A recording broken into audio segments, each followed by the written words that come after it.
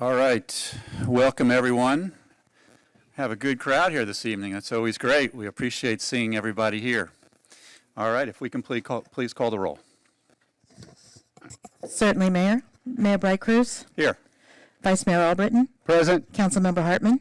Here. Councilmember Jablonski. Here. Councilmember Kaczynski. Here. We have a quorum. Great, thank you. If you'll please join me in the pledge. I pledge allegiance to the flag of the United States of America and to the republic for which it stands, one nation, under God, indivisible, with liberty and justice for all.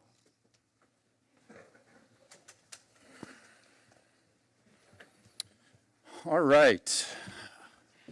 We have a good agenda this evening. We're going to start off. You know, we are very fortunate here that we have a great team that puts together all the components to do a wide variety of projects in our town, all the way from getting money from grants to all of the procurement and all the elements that it takes to put projects together. And so we have quite a few projects underway. And so what we wanted to do and start off this evening is to have a presentation from our town engineer and public works director, Rod Lay. So he's going to come up and give a presentation on the projects that are going on.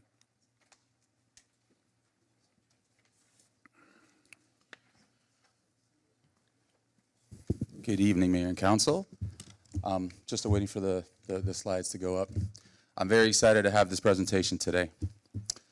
I think we fixed all the potholes, so we had to find some projects to do, you know what I'm saying? So I got another list for you. Yeah. So I just want to go over, you know, a bunch of the projects that we're working on right now. And we're going through different stages of projects from construction, design, and surveying. So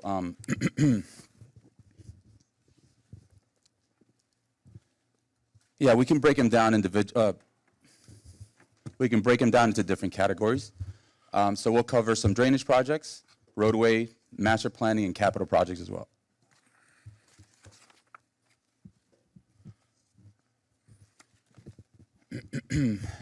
So some of the drainage projects that we have going on right now. We have Green Meadows Drainage Phase 2, Green Meadows Drainage Phase 3, Dykes Road. There's a bunch of different Green Meadows and Dykes Road projects where we're really trying to move water from an area that is really, really low and give it positive outfall, connection, positive drainage. So we also have Frontier Trails, Southwest 63rd. We can go back.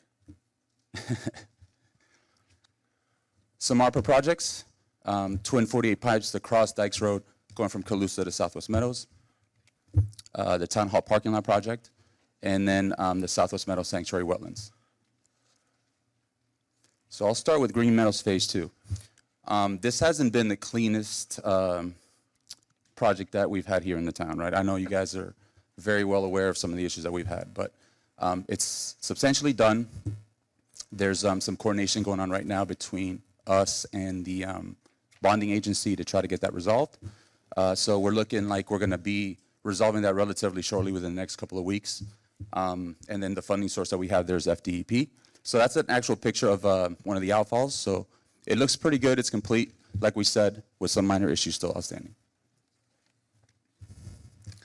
The Phase 3 project is basically going to take that Phase 2 project and extend it down south to Sterling.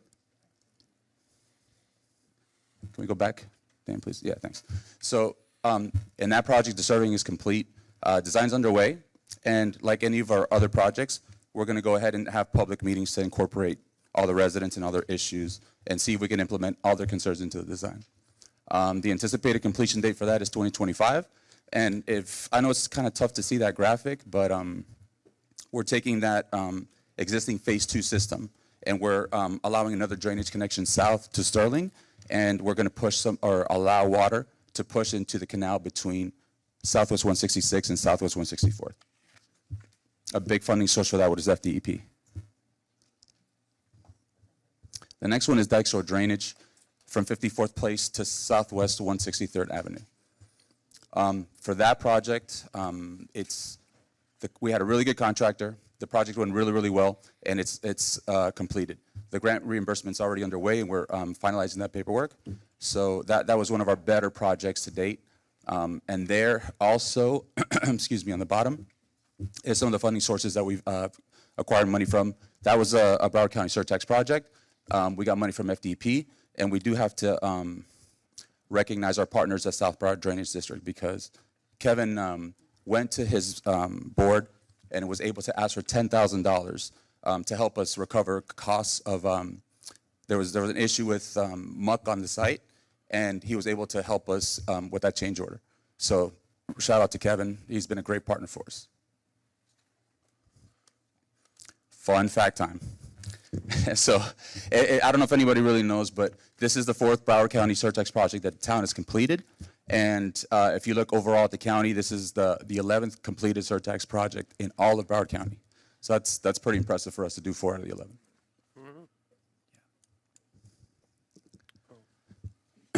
So this project is the 54th place drainage from Dykes Road east to Ivanhoe Canal. And it's an extension of the project that we just discussed. And what it's going to do is take the terminal point that we have right now on Dykes and continue that system over to the Ivanhoe Canal system east of Dykes Road, and basically allow Green Meadows to drain all the way east into that canal. So for that one, surveying is complete. The design is already underway with comments that have been issued. Again, public meetings will be scheduled before the design is complete, and our anticipation date of completion is 2024. Funding source for that is FDP. Frontier Trails drainage is one of the projects we've had some issues with, not because of anything specific, but well, actually I can say it's a very sensitive wetland issue. A lot of issues regarding revolving around the wetlands. So when we've met with a bunch of jurisdictional agencies that manage wetlands here, we've met with Broward County, we've met with members of South Florida Water Management District, and I think our consultant has also had coordination meetings with FDP as well. And it's just been a very, very difficult project to try to get wrapped up and ultimately designed. But the design is underway, and the permitting is also underway. Like all the other projects before that, we will have a public meeting to go ahead and discuss this project and discuss it with the adjacent residents. And the anticipated completion date for that one is 2024, with FDP providing $355,000.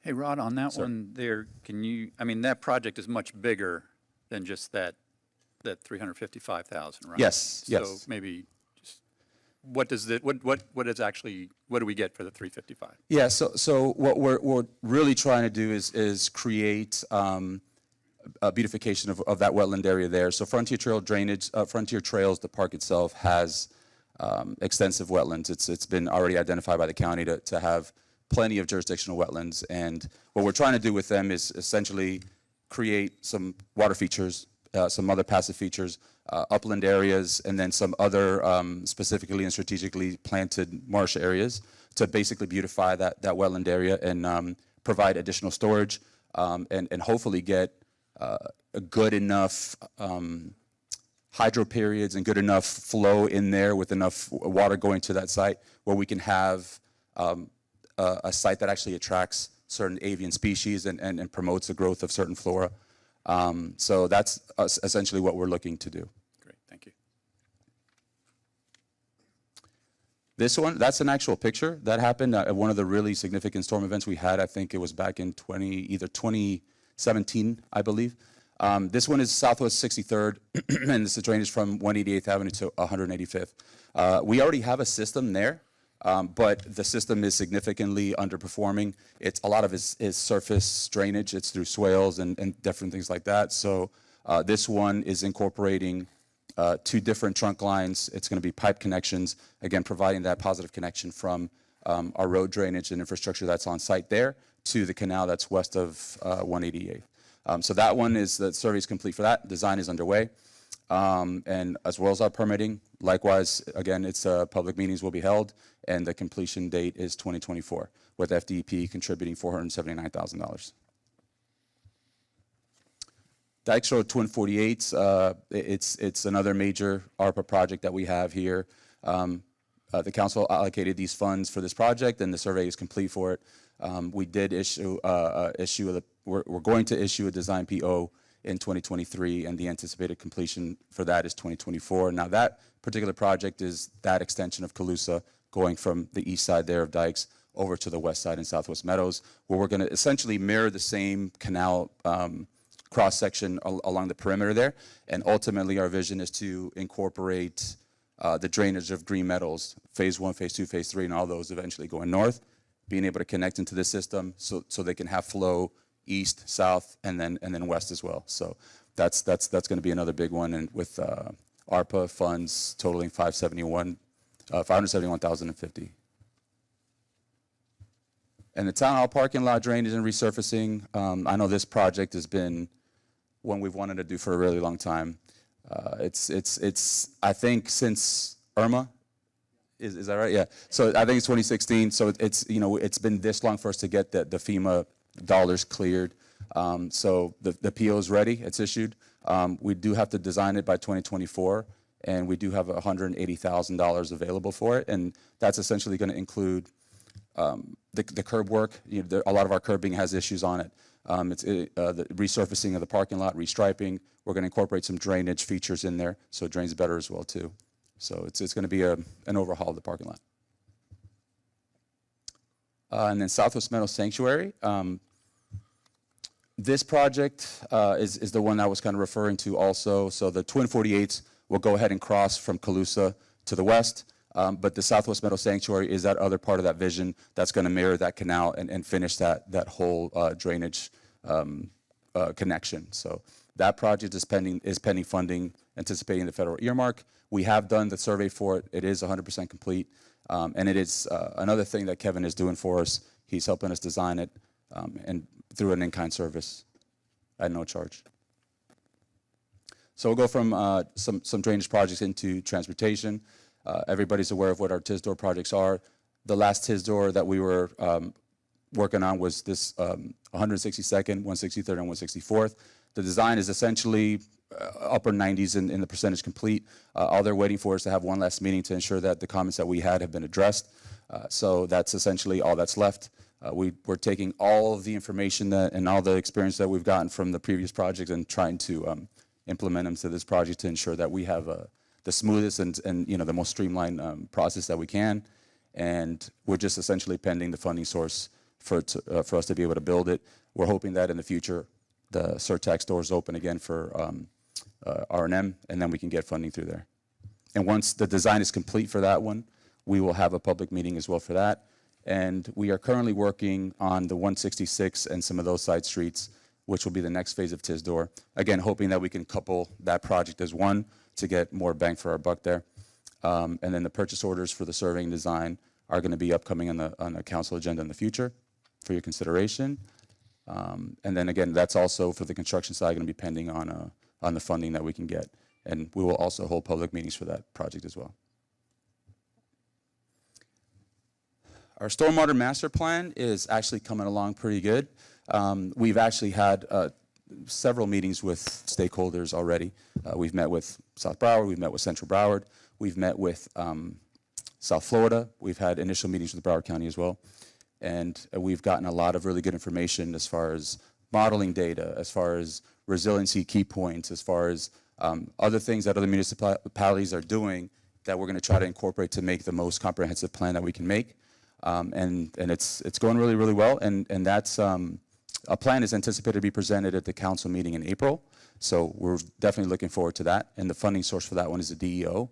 And they're essentially paying the full $250,000 for that plan. We also have that TISDOR study that's being done. Our consultant is looking at the King study that was done several years ago. And they're looking at essentially taking what that consultant did, refining it, giving us new cost estimates so they're more current to today's pricing, and then also looking at different financial structures and different issues and quantities that we asked them to kind of get us to better understand how long the actual program is going to take, depending on how much we can fund. So that's actually going to go in front of DAB here in the next week or so, and that's also going to be presented afterwards at the council meeting on February 23rd. And then the Southwest Meadow Sanctuary restrooms and facilities. We've allocated ARPA funds for this project as well. This is going to include restrooms, AD access, parking, and driveway. And the PO for the architect is going to be coming up on an upcoming agenda as well to be considered, so we can go ahead and really roll in on that design and finalize that. The source for this is ARPA in the amount of $1.3 million. And with that, that concludes our update. If you guys have any specific questions about any particular project, I'm here to answer. Gentlemen, any questions? No, but I do have a comment. Okay. Just to let the general public know, everybody saw a lot of dollar signs there. All of those are from grants.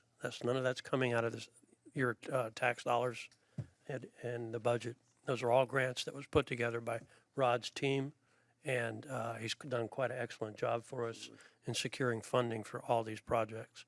So people, what you saw here was probably in excess of $8 million in grants. Am I correct? Absolutely, yeah. And I have to say big thanks to Emily. She's a huge part of that. She does a fantastic job getting money. And also thanks to Susan. She's been instrumental in helping us get to where we need to be right now, because obviously we're understaffed a little bit with the loss of our engineer back in July. But they're really stepping up and helping us out big time. So thank you to both of them. Great. Any other comments? Seeing none. Rod, thank you. Really appreciate the update. As everybody can see, there's a ton of stuff going on. And as Rod mentioned, we are down an engineer on the staff. So Rod's a busy guy. He's a busy guy. But we really appreciate everybody, the part that they play in getting this done. And Rod, thanks for all you do. And thanks for walking us through that, because I think it's impressive. Appreciate it. All right. Let's move on to the quasi-judicial item. Ready? Yep. Sure, Mayor. As you're aware, that the Florida courts have determined that some items are legislative in nature, where you're acting as a determination of laws for the municipality, but other items are deemed to be quasi-judicial, where you're acting as judges, determining whether or not an applicant has shown by competent substantial evidence that the items before you have met the requirements of the town code. Tonight you have one quasi-judicial item. I will ask Deborah to read it into the record, and then we can swear in the witnesses and start the presentations. Great, thank you. This is a resolution and final order of the Town Council of the Town of Southwest Ranches, Florida, approving application number SP 80-21 to modify the approved Shiva Vishnu Temple site plan for a new multi-purpose building, authorizing an amendment to the restrictive use note on the face of the Shiva Vishnu Temple plat necessary for the site plan modification, authorizing the mayor, town administrator, and town attorney to execute any and all documents necessary to properly effectuate the intent of this resolution and providing an effective date. Thank you. Anyone who wishes to speak on this item must be sworn in for their testimony to have legal merit. So if you could please stand, raise your right hand. Deborah will swear you in if you wish to speak. Do you swear that the testimony you are about to give is the truth, the whole truth, and nothing but the truth? Thank you. Thank you. I saw the two others. Is the applicant present? Who's going to be speaking on behalf of the applicant? If you could please come to the podium, state your name, address, and that you've been sworn in. Good evening. Jason Wilson with Pillar Consultants, representing the applicant. Address is 5230 South University Drive in Davie. And you've been sworn in? I have. Thank you. At this point, Jason, what I'm going to do is I'm going to turn it over to Jeff Kadams, who will make his announcement for the record.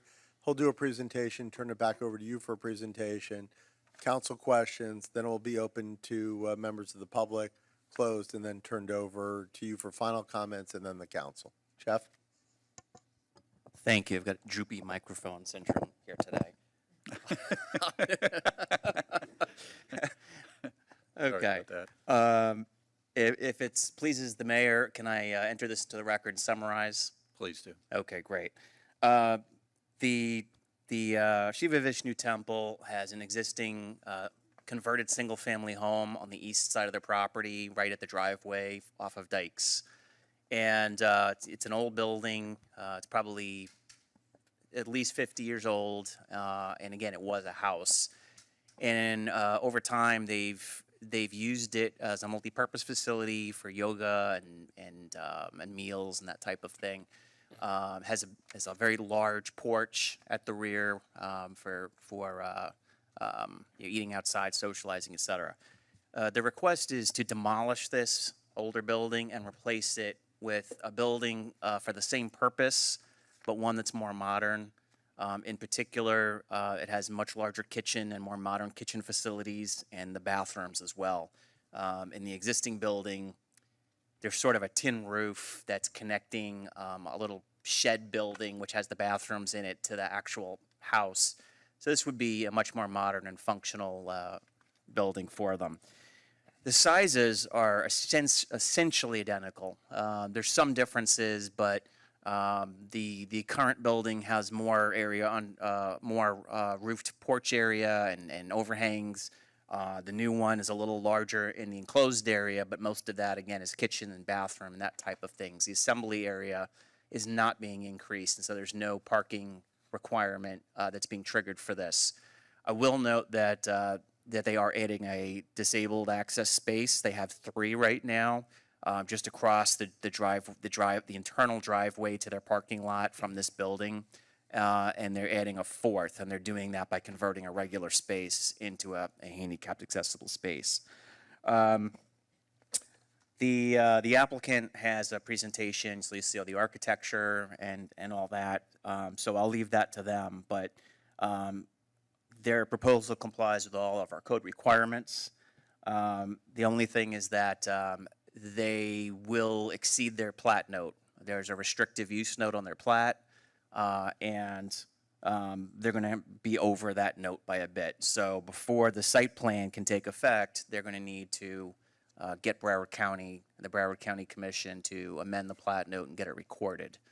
So the recommended conditions of approval are that the plat note has to be amended to reflect the proposed development intensity.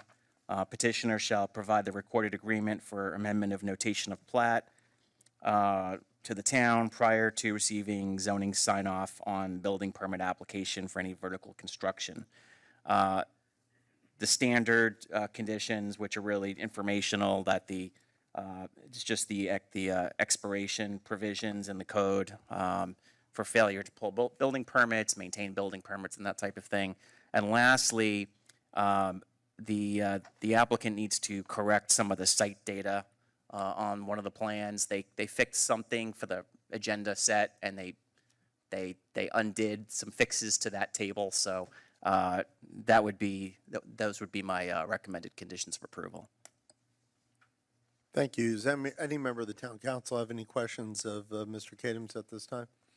I do have one question. So Jeff, if we were to approve this and then there were to be some sort of an issue with Broward County, what would that? The site plan approval wouldn't take effect. Okay. Any other member of the council? Jim? Jeff, real quick, the current building they're taking down is 3,828 square foot, and the one that they're proposing is 3,807, and the total that's there now is 16,925, and it'd be 16,904. So they're actually making it just a little bit smaller. Are they changing anything else?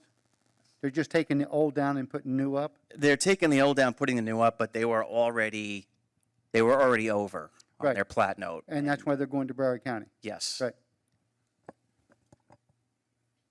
Any other questions? If not, I'm going to turn it over to the applicant for presentation. Please. Thank you. I'd like to start off by saying thanks to Mr. Kadams and the staff at the town. They did a very thorough review, and I appreciate all the time and effort they put into this. Is there a slide, Jeff? Yes. Yeah, Deborah, could you queue up the If you could just slideshow? ask her to advance, it's easier. Absolutely. By the way, I just wanted to clarify that in those conditions, by approving the site plan on the town's behalf, you're also approving the plat note for Broward County to take action on, rather than coming back or having a separate application. Okay. Please advance. Thank you. The property is generally located on the west side of Dykes Road and a little bit north of Sterling. Please advance. The property has 3 existing buildings. The 2 buildings that you see on the west in the L portion, they were constructed in the year 2000, and the building that we're looking and talking about tonight was the existing single-family home that is located on the east. Please advance. Thank you. The westernmost building is the Fellowship Hall, and the one in the middle is the Temple. And in the red box is the single-family home that we're looking to replace. Please advance. This is a blow-up of the proposed building. It is generally located in the same location as the existing single-family home. It's generally around the same size. Some improvements are going to be proposed for the actual site parking, as Jeff had mentioned. We are bringing the site to full ADA compliance, not just for the total number of handicap spots, but also the accessibility of the proposed building itself. The proposed building consists of a dining hall, a yoga area, and a large kitchen compared to the existing single family. Also, the washroom facilities are now enclosed within the building. The architecture of the building is quite ornate, and it matches the Fellowship Hall and the temple itself. In essence, as Mr. Cadebs had mentioned, the building is a little bit under the weather, let's say. This is going to be a complete redo and basically to harmonize the entire project. And those are the other 2 elevations. Again, we thank you for the opportunity to present. We agree with all of staff's recommendations, and if you have any questions, I'd be happy to answer them. Any member of the town council have any questions of the applicant at this time? Seeing none, we're going to call on the general public to speak, and then we'll call you back up. Thank you. Any member of the public wishes to speak, just state your name for the record, your address, and if you've been sworn in.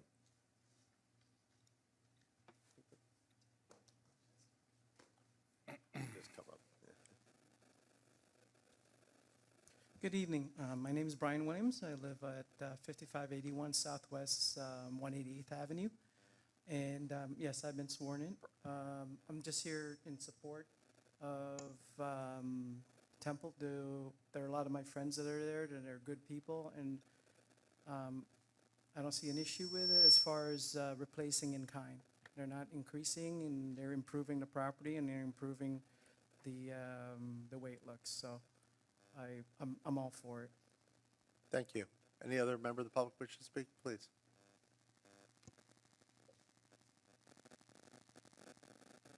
Hi, everyone. My name is Anna Coldis. I live at 16201 Sterling Road, and I've been sworn in. And I, too, wanted to offer my support to the changes. It's a beautiful building. I think it adds to our town. And the house that they wish to demolish, I see it a lot when I'm walking or riding, and it is quite old, and you can see that they're doing the best they can with it. But to have this beautiful building that we just saw and have it mesh so nicely with the 2 buildings that are already there, if anything, just elevates the whole site. And I think it's great. Thank you.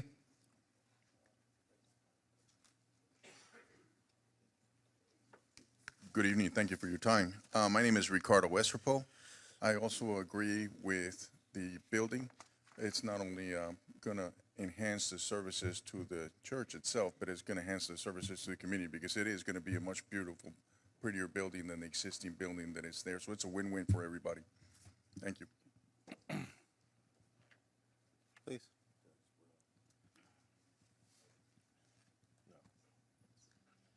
Good evening. Sorry. Good evening. I'm Satya Gangadharan. I live in 19640 Griffin Road, Southwest Ranches. I was born in as well. This is a good project for the community, for my congregation, whoever the people come in and worship. This project definitely help people to more socialize. More importantly, this will definitely enhance the kids' experience coming to the temple and worshiping, as well as participating in the kids' events and the program. The reason why I came here to speak is, number one, that last couple of months back, there was some community event where kids were participating and some cultural activity. After that event, they were serving the food. All the kids were eating outside of this old house, now in the sun. Even if, imagine what if it rains, and that there is no place to really socialize in outside of the building other than the hot sun or in the rain or in the weather in the outside. So this house or this new project definitely help the future generation. In that note, I'll just end. Thank you. Thank you. Any other members of the public wish to speak? Please just come up. Hello, gentlemen. My name is Sino Jose. I live at 5120 Southwest 172nd Avenue. So me and my wife have been around for a long time here, and we use the facility, and we really enjoy the facility. And I think it adds to the character and inclusion of the town. And I believe from the presentation, it looks like it's a nice addition. It just uniform the design. And I think the facility is used by many people that I know, that I'm friends with, for their social and spiritual needs. And I think it's an amazing project that if you can support. Thank you. Thank you.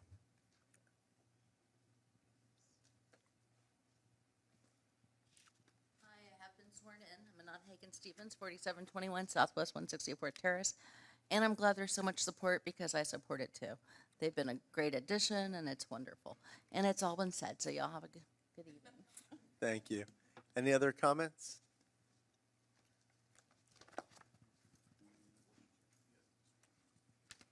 Good evening. I don't think I was sworn in. Please. Raise your right hand, please. Do you swear that the testimony you're about to give is the truth, the whole truth, and nothing but the truth? Yes, ma'am. Please. Thank you. Proceed. Good evening, guys. Ladies and gentlemen, sorry. I think the temple is a great addition. They've been fantastic neighbors. I live on 162nd Avenue, so I live on their street. A lot of the folks that go to the congregation, they're very, very peaceful.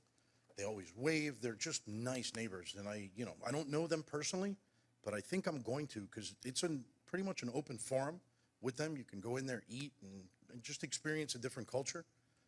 I have nothing but good things to say about them. And the building is beautiful. The one in the back is just an amazing piece of architecture. And that front building, it's got to go. It's ugly, and it doesn't suit their needs. So that's really what I had to say. But congratulations, guys. It's a nice temple you have. Thank you. Any other members of the public wish to speak?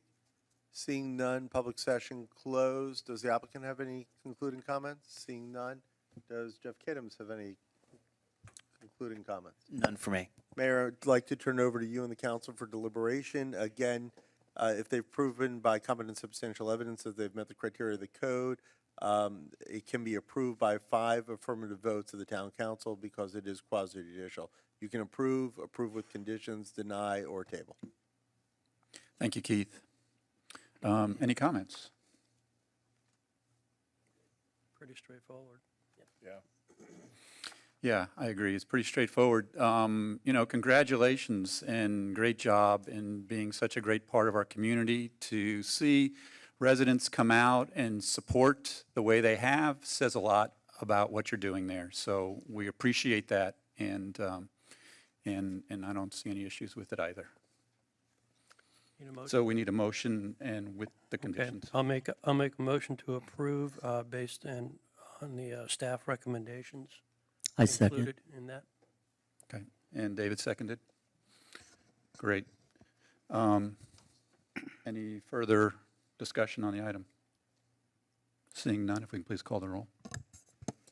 Councilmember Hartman, Yes. Councilmember Jablonski, Yes. Councilmember Kaczynski, Yes. Vice Mayor Albritton, Yes. Mayor Bright Cruz. Yes. Motion passed. Great. Congratulations. Yeah, congratulations.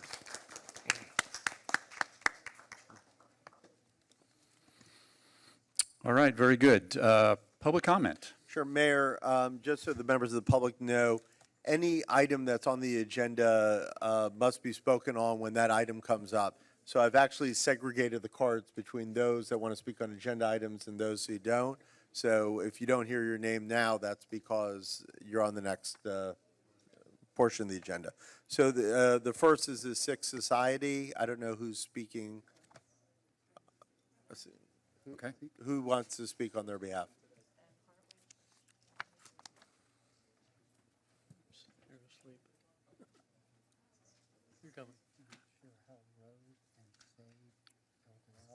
Good evening. My name is Amanda Rivera. Okay. I am a team leader from Heartway Church here in Davie. We are at 2950 South Flamingo Drive. I want to share a little bit with you all what Heartway continues to do in our community here and why we're so excited to be a part of this year's Unity in Diversity 5K run and walk. Heartway is made up of many types of people, differing from religious and traditional backgrounds, who all share a common love and passion for spirituality. For us at Heartway, spirituality is not a system of beliefs, but a way of life. Our pastor, Danny Prada, founded Heartway 7 years ago to be a guide to help others develop a more heart-centered approach to life, one that is rooted in love, in humility, and surrender. We are really thrilled to be partnering again with the Sikh Youth Association and Mission Vita Church in a combined effort to show our youth and our families in our communities the importance of understanding and loving one another without judgment. And in support of the event as well, we have at California Pizza Kitchen on February 14th, 20% of proceeds between the hours of 11 a.m. and 10 p.m. will go towards the scholarship fund for Southwest Ranches College, which is also the beneficiary of the 5K race. Thank you. Great. Thank you.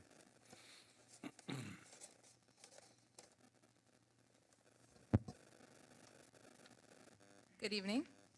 My name is Stefania Restrepo, and I have been a member at Mission Vita Church since I was in 8th grade. And I now have the privilege to be starting a ministry focusing on the needs of the community as its leader. Our first project has been to serve as a partner in the Unity and Diversity 5K, and today I want to share with you guys a little bit about the importance of this collaborative initiative.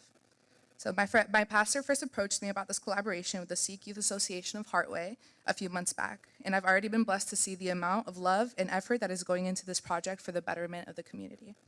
When I'm not serving at church, I'm an academic advisor for a university, and every day I see the urgent need for funds benefiting underrepresented groups and the unique challenges these students face. The proceeds for the 5K will go towards the town's diversity scholarship, and I'm incredibly excited for the way the community will show up for this initiative. In a day and age ridden with division, the response needs to be unity. And our community needs an example of what living in unity is like, and also have the opportunity to be part of experiencing that unity, and this event does just that. It is to teach us that diversity is not just about the presence of differences in our town, but also the inclusion of the different perspectives around us. That unity is not just about tolerance, but instead about celebrating those differences.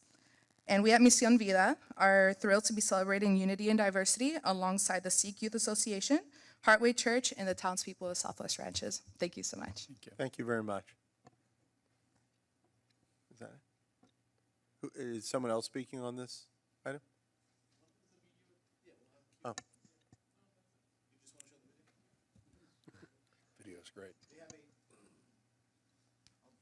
Do the work for them. They have a promotional video that they basically want to show regarding the 5K, and they'll be using this for marketing efforts to promote the event. And so if you can cue it up, please.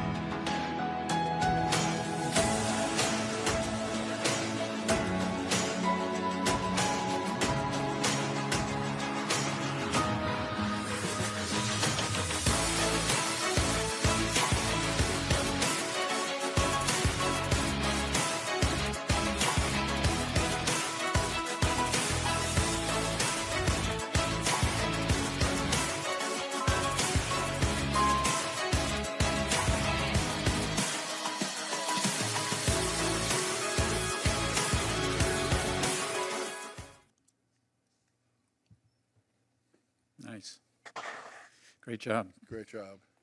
Thank you. Okay, Mayor, the next two speakers, well, actually, sorry, let me go to this one first. Anna Coldis, I know you wanted to speak on two items, so you can speak on the first one now and the second one later. Is on voting. Correct, exactly.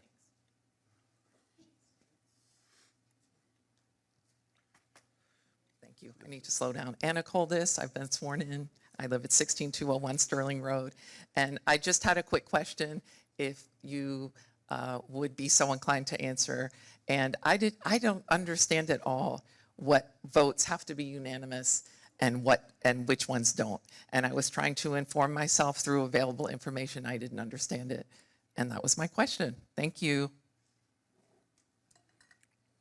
Thank you. I'm sure the mayor will address that or ask me Right. to address it at Right. sometime tonight. And Mayor, the next two speakers are actually cards for board reports. So since there's no more public speakers, do you mind if I quickly go into board reports? Sure. Okay, so we have Rose Albritton and Sage Semeta. I'm sorry, Debbie, did you want to speak? For board reports, okay. Normally we don't get cards for that, so, yeah. So Rose Albritton and Sage Semeta and Debbie Green on board reports. Thank you.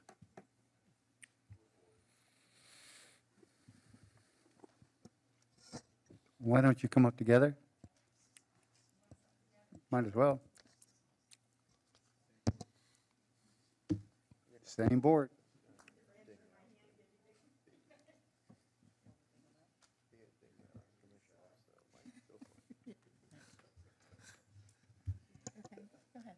Good afternoon, Council. My name is Sage Semeta, Vice Chair of the Rural Arts Board.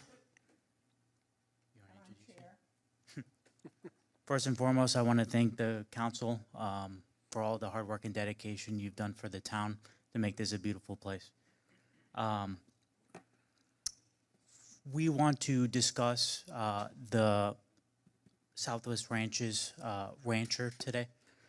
Not to put you on the spot, Mayor, but in this month's rancher, we saw a call to action from you.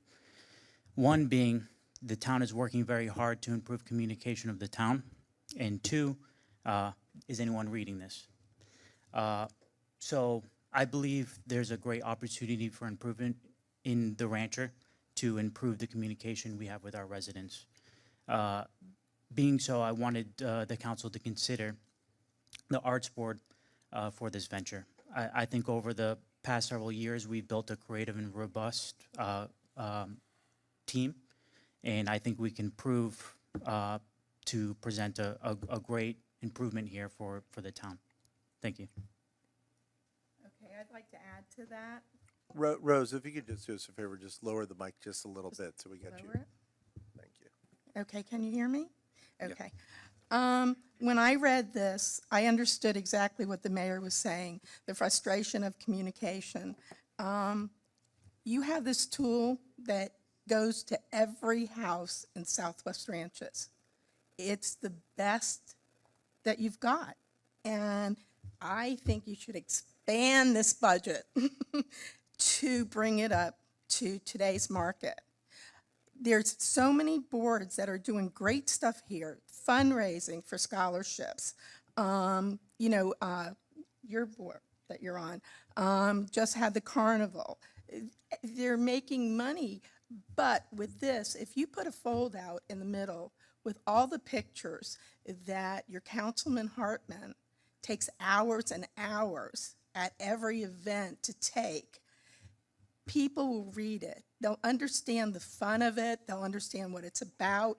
They'll want to come. The new people moving in, they don't understand the events that are going on. And it's a good tool to make them understand this and bring them about. And from that, you might get some more volunteers. There's some of us that are getting old, and the new ones need to step up to help with this. But please, make this your first. Make it the first thing that you do. You know, we love to read it. Make it easier reading. Bring in the color. Bring in the extra pages. I think it'll be very worthwhile to you in the long run. You know, I'm not saying anything against this. Everything that's been done here has been done within the budget. And that's the key thing. You get what you pay for. Make it happen. Thank you, Rose. Thank you. Thanks. Thank you. Sage.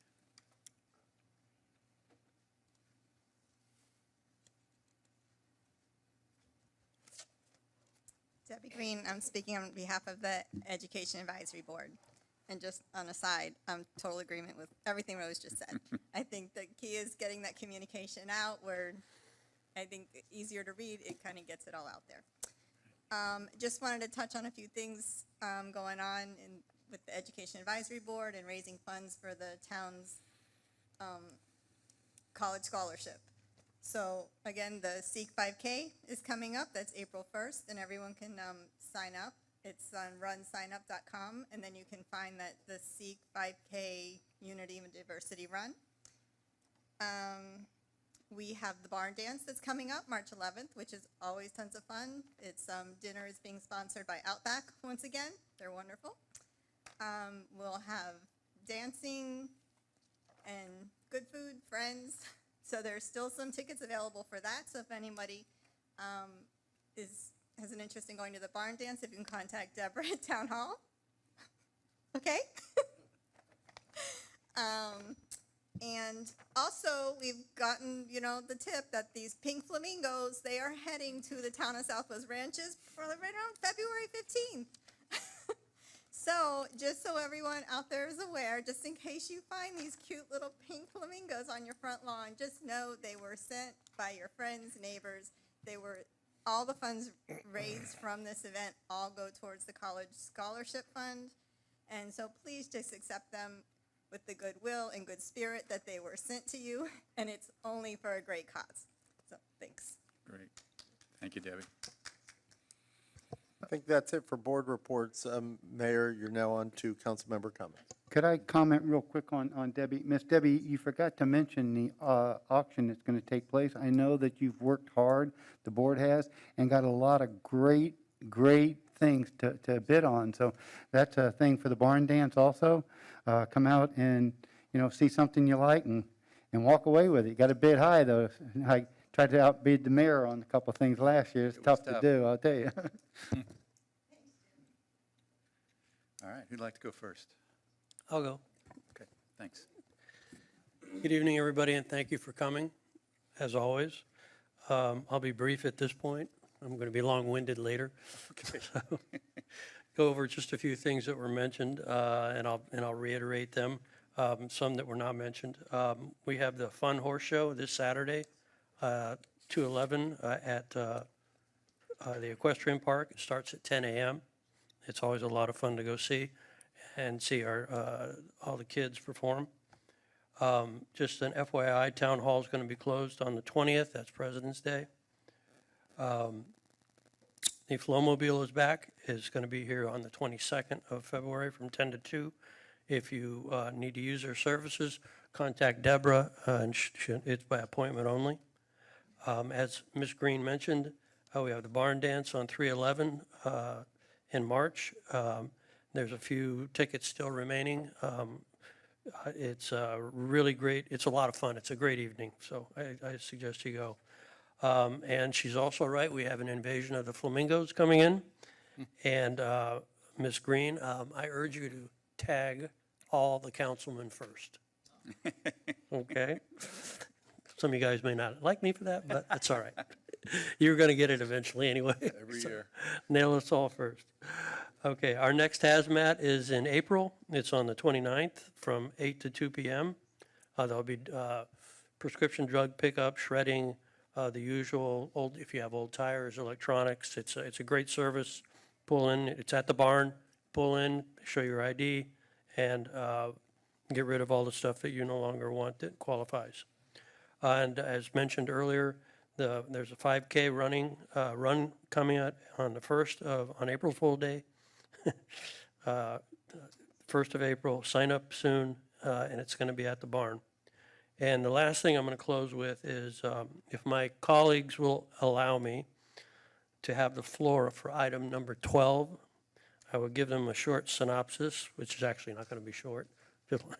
I'm telling a fib, on how we came to arrive at this point. And with the help of our attorney, I will explain in greater detail and some history behind it all. So if you guys, instead of, will let me start with that, and then we'll go from there. And that's all I have at the moment, Mayor. Thank you, Gary. Mayor, I Jim? got 4 things real quick. Okay. Like I said, I won't take too long. First, I'd like to thank our officers here at Town Hall. I don't think people realize the job that they do. We had the Safety and Traffic Board started, come up with some great recommendations, and they have really followed up. 271 speeding tickets in January issued. Year to date,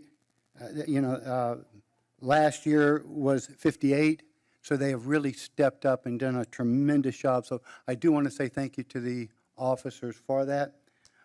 We have a new liaison here in town, Tom. He is handling the trailers right now, the location of the speed trailers. Tom's sitting in the back. Thank you. I've asked the residents to send me their address, email, so forth, if they want the trailer close to their place. I've had several responses. We've moved the trailers around. Tom said he just recently moved them. Try to leave them there for a week and a half, 2 weeks, so that the people in that area know that that speed limit's 25 mile an hour.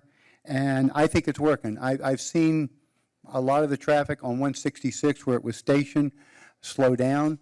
I've seen the traffic out on Sterling. Some of it slow down, some of it's still going through at full blast. But, if you hit them in the pocketbook enough, it'll make a difference. The Broward League of Cities, I am sitting on the director's board. There's a couple of things that are coming up in Tallahassee that really concern me. There's a bill in Tallahassee that will do away with the person needing to have a concealed weapons permit to carry a pistol or a gun. That bothers me greatly. When you get that permit, you have to have some type of training. You have to have safety training, you have to have firearm training. To take that away and to allow any citizen, I'm not against guns, believe me. I own them and I know exactly what they are. But not to have some type of requirement for an individual to carry one is a scary thought. And that's currently in Tallahassee. And from the word that we got from the Broward League of Cities, it probably will go through. So that's a big concern of mine. I don't know what we can do with Tallahassee. Maybe go up when I go up in March to say something about it if it's not already passed, but that's it. The other bill is kind of good for us. They're looking to lower the maximum amount that your Save Our Homes can go up. It's at 3% now. They're looking to lower it to 2%. That's great for the homeowner, but you do have to remember if that goes down, that takes revenue away from the town. So, we'd be scrambling to look to make up that difference, and I don't know how much it would be, but we would have to make up that difference. Be great for the homeowners, though. I've noticed also that there's been a lot of vandalism lately in our town parks. It's a shame that our people can't go there and enjoy them instead of going there and destroying them. And if you're at the park and see something, don't hesitate to call and say something. We need to find out who these people are, and we need to stop them, make them pay for whatever damages are done. And I think by doing that, making them pay, I think they'll get the lesson, just like with the speeding ticket. You get hit enough in the pocket, and it'll slow you down. And lastly, this is the good one. I had the pleasure of representing our town at the 2023 Mayor's Breakfast, sponsored by the Realtors of Broward, Palm Beach, and St. Lucie County. There were 8 mayors there. There was 1 town manager and 1 vice mayor. So that was good. The MC handed us a list of questions that they were going to ask, and they went around and asked each individual person there certain questions. And the 2 that stuck out most to me was, how would you sell your town if you were a realtor? What would you do to tell people? And All the mayors of the big town told how great they were, how big they were, how many people they had, how many high-rises were going up, how beautiful they were and how big they were. Pembroke Park says that they have 7,000 residents in a 3-square-mile area. Well, that was wonderful. We have 7,000 residents in 13 square miles. So when I told them that we're open, no sidewalks, dark skies at night, animals, horse trails, if you want a place to come that's unique, come to Southwest Ranches because that's what we offer. And then the last one was the best, I thought was the best question of all, and I'm going to read this to you real quick. What is the biggest frustration and disappointment since becoming mayor? Is there something you have not been able to accomplish, either because of logistics or perhaps a position in the community or amongst your colleagues? Is there anything important to you or the municipality that frankly you have not been able to accomplish or do not think you will be able to?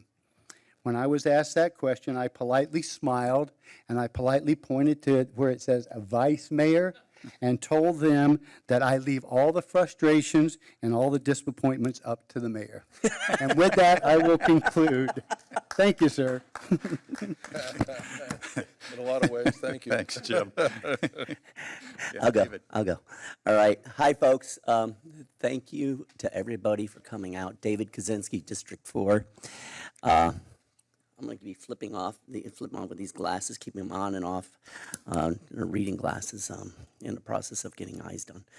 I'm going to talk to you this evening about several issues, go into a little bit more detail on the tickets, some legislation going in Tallahassee, the farmers market, and some issues with Tallahassee, with the council going up there. Let me begin with traffic. For the month of January, in District 1, we had a total of 13 tickets. 9 of those were for speeding. District 2, total of 50 tickets, and speeding 45. District 3, total of 46 tickets, speed 22. District 4, and this is nothing to be proud of. 242 tickets in the month of January. All right, of those 242 tickets, 195 were for speeding. Now, District 4, they do a lot of patrol on Griffin Road, and I decided to remove those off of Griffin Road just to see what kind of impact it is. They had 73 citations on Griffin Road. So that would leave 159 within the streets of District 4. A lot of that is on Sterling Road. So I want to big thank to Davie Police. Thank you, thank you, thank you. Gotta keep these tickets coming. It's gonna force the folks to slow down. This is what we did. This is what we were told to do, and it's taking effect with the citations. Thank you. Yesterday, Miami Herald had an article that really troubled me, and it's titled "South Florida Legislators' Affordable Housing Plan Starts Moving Forward with Senate Panels Okay." Miami Herald yesterday. This article specifically discusses legislation. It's a wide-ranging bill, SB 102, which provides incentives for private investment in affordable housing. Now, the second part of this really causes concern to me, and I'm going to read from the staff analysis. This is the part that affects us significantly. It preempts local government's requirements regarding zoning, density, and height to allow for streamlined development of affordable housing in commercial and mixed-use zoned areas under certain circumstances. The last thing that I want to be affected for our town is anything affecting our zoning, our density, and our height laws. This is why we're here. So if this legislation in any way adversely affects our town, I think we should try to work with our folks up in Tallahassee to soften this language about the preemption.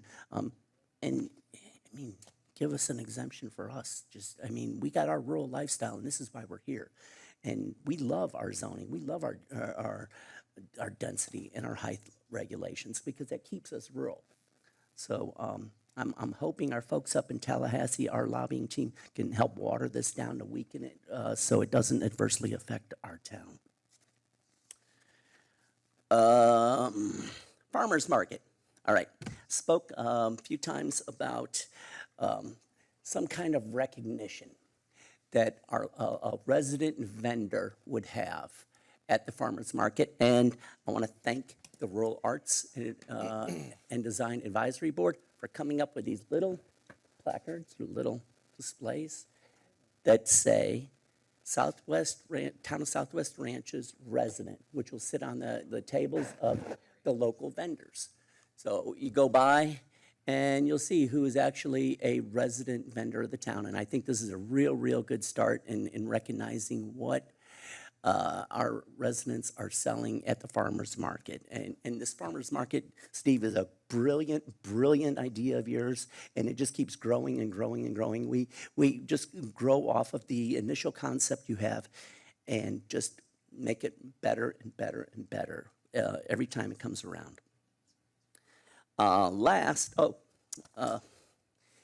Rose and Sage, I like the idea with Rancher, and I think maybe we should look at just an idea throwing this out there, maybe we should look at revamping it, just make a whole new design of it, because it's been the same for quite a while since I moved here.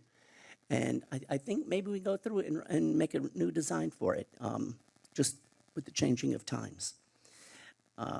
And maybe even look at color pages to highlight Bob's photos. I think he does a lot of photographs, and it's hard to make it out if they're not in color. So, and then last, during the week of March 21st, several of us council members are going to be up in Tallahassee, and a couple of issues that are concerned for our town has to do with drainage projects and a fireworks exemption that Representative Robin Bartleman will be pushing for us up there. So those are some of the things that are going on, and I'm out of wind. Thank you. Thank you, David. Yeah, I'll be quick. I just have a couple of items. Good evening, folks. Thanks for coming out tonight. One thing I wanted to mention is when we switched trash providers to Waste Management, one of the things they try to do is public outreach. And one of the things they're offering to us are tours of the recycling facility it's on US 27 and Pembroke Road. They invited the council there in November, and it's a very interesting place. So they've offered us 2 tours if you're interested in joining us. One will be on Saturday. It's a week from this coming Saturday. It'll be on 2/18. And the second one will be on Thursday, 3/9.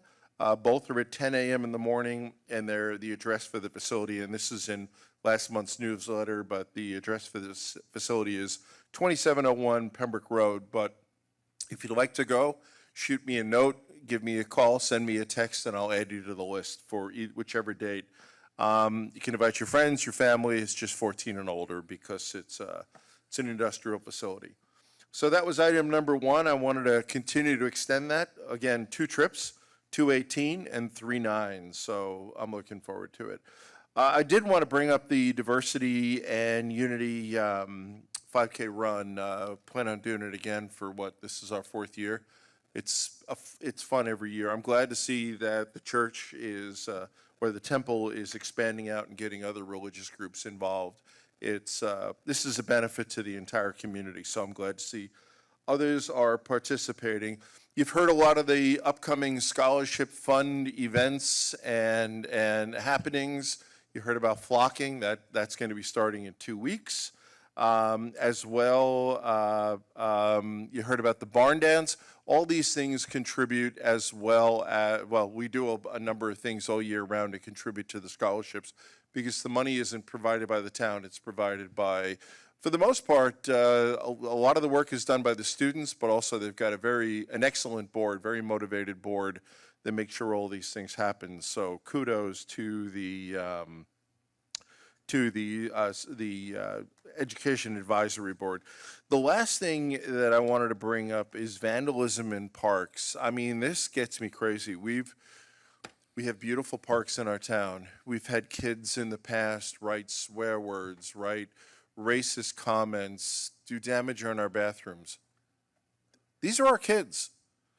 If you got kids at home that are, teenagers, have a word just to make sure that they're aware. And yeah, I'm sure you brought your kids up this way, but this is unacceptable. I mean, I lived in a town where our parks got destroyed by vandals.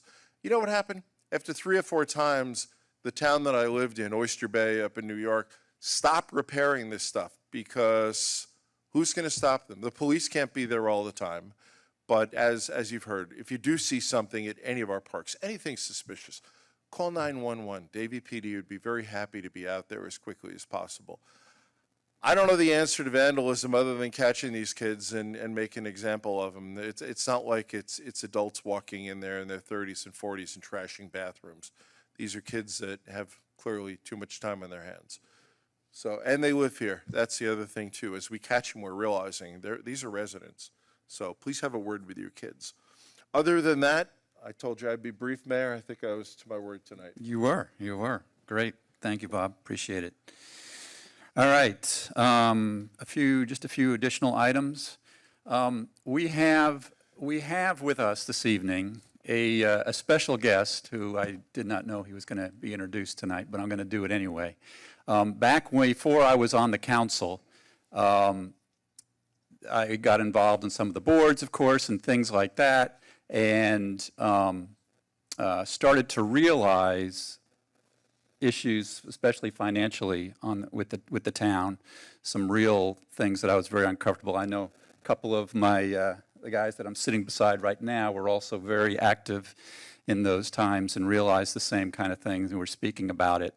And we realized we needed more accountability there, and we needed somebody in control that was going to put the town on the right path financially. And it was one of the things that frankly got me into office the first time back in 2006. And shortly thereafter, we hired a new town administrator, and he's actually sitting in our, Chris, stand up just for a second. I know we weren't planning on this, but I want to do it anyway. Chris, thank you. I just want to say thank you to Chris. A lot of the good procedures, processes, and the financial controls that we have in the town started with this gentleman and Gene Watson, who he hired to bring on to do the finance and really get us started, and made a huge difference. I'm not going to go into all of the details, but it saved us millions of dollars at that time we were spending on projects we shouldn't have been spending on. So, Chris, thank you, and thanks for the opportunity to just thank you publicly here. We appreciate all that you've done. Why don't you come up to the mic for a second? That way the people at home can hear you too.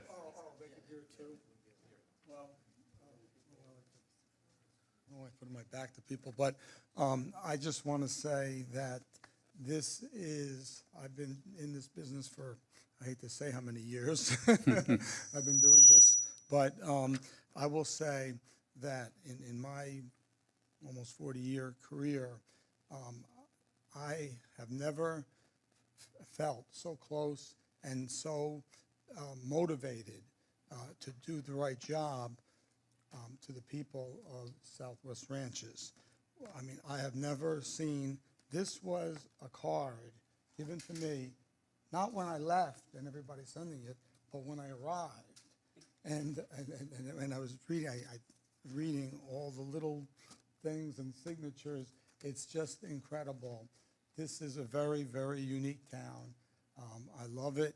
I'm happy to have come back after just a visit even. I got it 14 years ago it was. It seems like it was yesterday.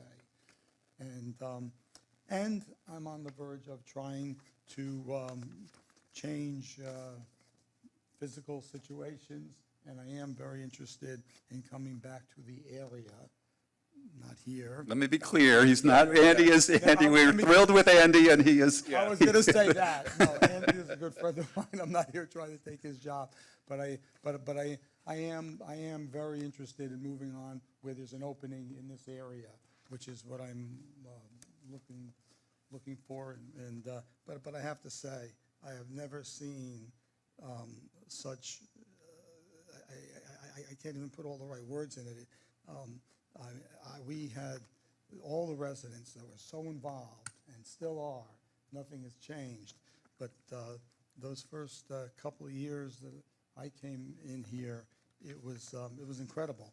Just everybody who works in this, who lives in this city, had come up to me, had offered help.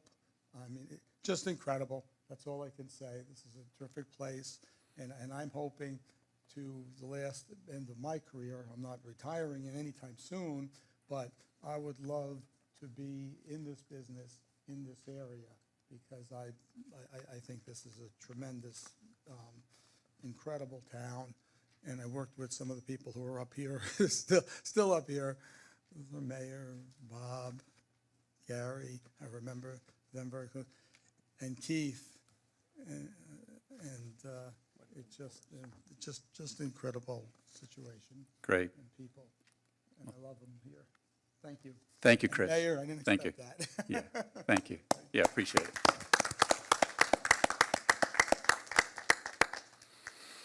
All right, just a few other items. I did want to report back that I had a conversation earlier this week. Our representative in the Florida House, Robin Bartleman, had a meeting with the chair of the committee for our local bill. And I was fortunate enough to be able to sit in on that conversation and contribute to it. And I'm just happy to report back. Now, bear in mind, this is step one of a 100-yard race, so certainly not a victory by any stretch right now. But if you remember last year, we could not even get the chair to even consider the bill. And in this case, the chair made the commitment that she would move the bill forward. So that's a huge step forward from where we were. And Robin, next time you see her, please thank her, thank her, thank her. She's doing an amazing job for us like she always does. And so we're off to a good start. There's still a lot of work to be done, but we're off to a good start. This is the fireworks bill. What did I say? Yeah, I'm sorry. Yes, the fireworks bill. Yes, this is the fireworks bill. Thank you. Yeah, no, thanks for clarifying. It was clear in my mind. I don't know. All right. But yeah, she did a great job, and it's a great start. A couple of items that came up in public comment that I just want to touch on. The votes that are unanimous a while back. Thank you, Anna, for the question. A couple elections ago, we put forth some charter amendments. I worked on it, and Gary worked on it. And so basically, there are two types of items that require a unanimous 5-0 vote for it to take effect. First one is if there's any purchasing or selling of property in town. So in other words, we wanted to make sure that there at the time there was a proposal town property. Thank you. Keep me on the straight and narrow. Okay. Thank you, Bob. No, because really, I appreciate it. So if there's at the time there were talks about selling off a piece of town open space, and obviously we fought that, and I think Gary, actually, that was the one that you wrote, if I remember right, on the open space. Yeah, to make sure that we could not sell that property. So that's one of the items, protects the town there. And not until all the council agrees with that can we sell off property. The other one is land use and zoning changes. Also, that was the other amendment to our charter, was that any change along those lines also requires a 5-0 vote. So, Mayor, if I could add to that, on the sale of any town land, it would require, it actually has multiple requirements. That's right. You have to have 5-0 vote from the council, and then it has to go to the voters, and has to have a 51% margin by referendum. So we had that into the charter to protect the town. I just wanted to add that. Good. Yeah, thank you. Just one other quick item. Yeah, go ahead. 4-1 on charter officers, right? Yeah, 4-1 on charter I don't know if you officers. want to Yeah. mention that as well. Yeah. It's not I think you just did. your call. Good enough. Good. All right. And then the other item was the rancher. Thank you for coming up and, speaking on that. That is an item that was, has been kind of on my mind for a while. We try so hard as a council and administration to get the word out there, and then we'll have a big event, and inevitably I'll run into somebody at Publix, and we'll be talking about it, and they'll say, I didn't know about that, So, so we'd like to improve on that. I think I heard that you all would like the council to direct your board to be able to work on that and to come up with recommendations for that. I think that's what I heard. And if I didn't, give me a thumbs down or something, because I think that's a great idea. I see thumbs up. Excellent. So if we're all good with that, I would love to task that board. Full agree. Full agree. To take a look at that. Thank you for volunteering to do that. And I just want to give a shout out to Susan. She does an amazing job on the rancher. She's done it for years, and this, we're looking ways to improve it. It's not that there's anything wrong with it, because she does an amazing job month after month. So thank you, Susan. And so good. And the budget item will be a budget discussion. I think Andy heard that loud and clear, that'll be on the list. That will be, I don't want to speak about, too much detail tonight, but it'll be on the list, and I'm sure, we'll be reviewing that. So I think that's where we're at. Okay. Legal comments? None, Mayor. Great. Thank you, Keith. And then, Andy, can you top the legal report? I'll be almost as brief. One is on the newsletter. We're certainly aware of some of this discussion. I just want you to know that Susan and I are already starting to look at some of those numbers, and we'll be preparing to bring that information to you. So just an update on that. The other is I just want to welcome Chris Russo tonight. The town has come a long way and done and accomplished a tremendous amount in our almost 23 years. And I just want to thank him for starting the ball rolling, because our success up here is standing on the shoulders of the people who started and did that. So thank you, Chris. Good to see you. Yeah. All right, very good. Item number 10. An ordinance of the Town of Southwest Ranches, Florida, amending Chapter 3 of the Town of Southwest Ranches Unified Land Development Code of Ordinances pertaining to dangerous dogs, providing for inclusion in the town code, providing for conflict, providing for severability, and providing for an effective date. This is second reading. First reading was approved on January 26, 2023.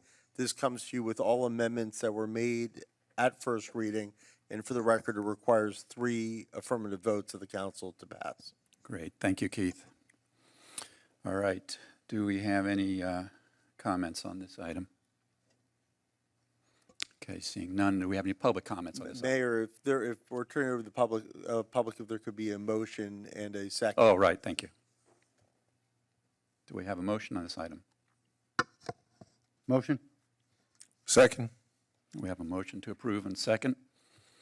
Mayor, as I mentioned previously, there were some speakers who signed in on this item. Okay. Would you like me to? Yeah, please. That would be great. I'm going to do it as in the order they signed in. So Kirk, Hobson, Garcia.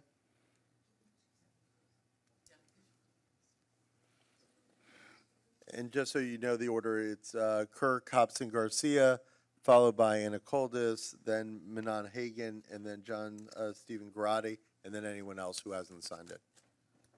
Thank you, Keith. Evening, Mayor, Vice Mayor, Commissioners, no Town Council, City Clerk, City Attorney, City Manager. I'm from a city, so everything is city. Kirk Hobson Garcia, 16201 Sterling Road. I'm here to talk about this ordinance, and I know I have 3 minutes. We had a community meeting in December where we brought this up and we asked the town council who was there what was going on with this ordinance, and we were told that this was going to be tabled, that it was not going to be looked at until you all came back and you all had more public meetings on it. I was so surprised when I got the item tonight, and I saw that you all had already voted for it on the 26th the first time, plus about a week ago, we had our District 3 meeting, and all of you all were invited again, and none of you all brought it up to say that you all had already voted on it. I feel as if I'm being blindsided by you all. I feel as if you all don't care about what you all are doing. I feel as if you all don't keep your word when you told all of us during that meeting that you all were going to talk about this and have more public meetings on it. You all know me for the last year. I've been sitting on the drainage board. I'm a very calm, collected person. I don't ever get annoyed. I am requesting 30 seconds. You're fine. I don't ever get annoyed. I am annoyed. I am asking for you all to delay this vote, to go back out for a couple more meetings so you could hear from more residents. Just to give you some examples. My wife and I are fostering 2 water poodles that ended up in our driveway. And the group of ladies in our area, they took those 2 dogs, they had them spayed, neuter, and my wife volunteered us 6 months ago to foster these dogs until we could find somebody to come and take care of them. We have advertised them, and nobody wants the 2 dogs. They want 1, they don't want 2, so most likely I'm a pet owner now by default.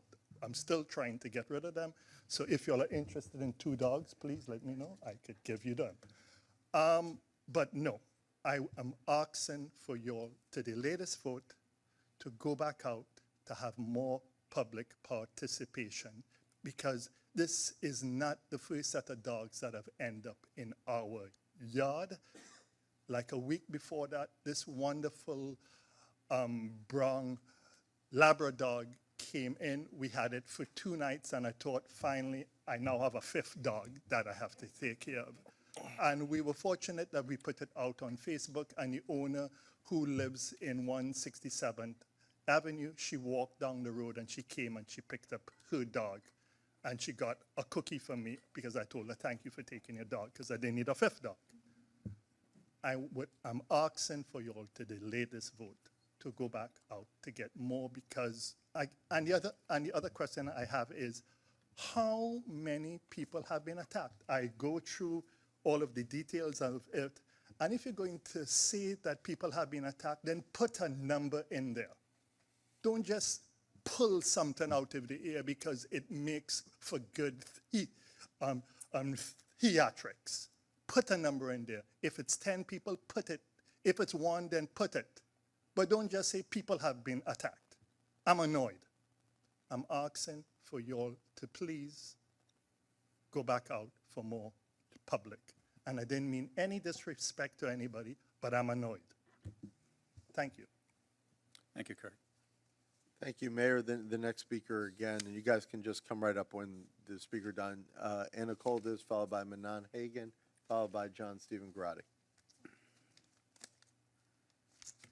Hi, my name is Anna Coldis. I've been sworn in. I live at 16201 Sterling Road. My comments are on the dog ordinance.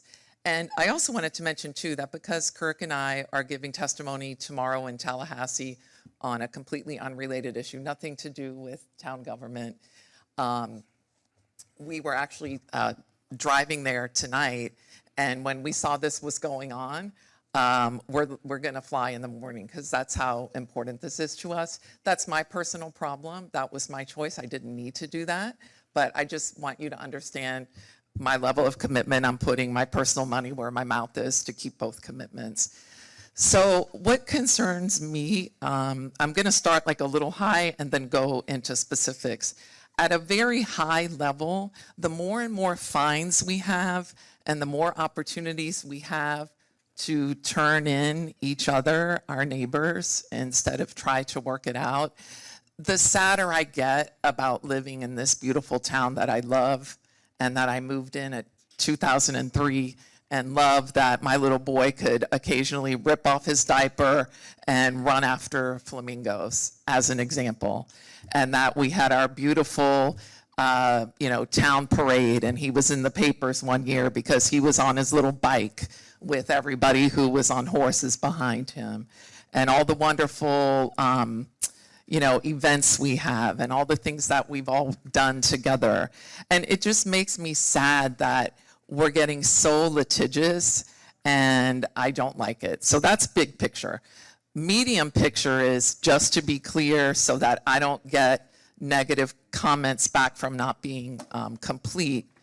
Absolutely, if a dog attacks someone, the person who owns that dog is responsible, especially with the violent attacks. Could I have about another minute? Thank you so much.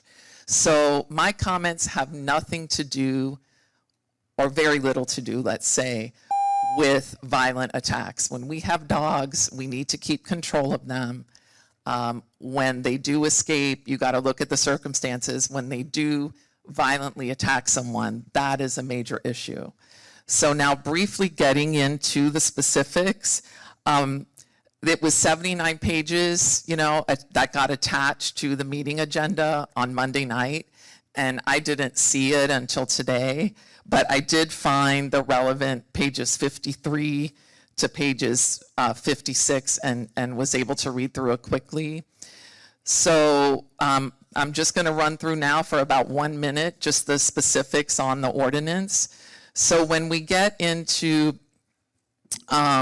normally the whereas clauses aren't part of the, aren't always part of the regulation, but if they are, as the Section 1 ratification says, then it says, although the majority of the dogs within the town are good, not to split hairs, but that needs to be defined.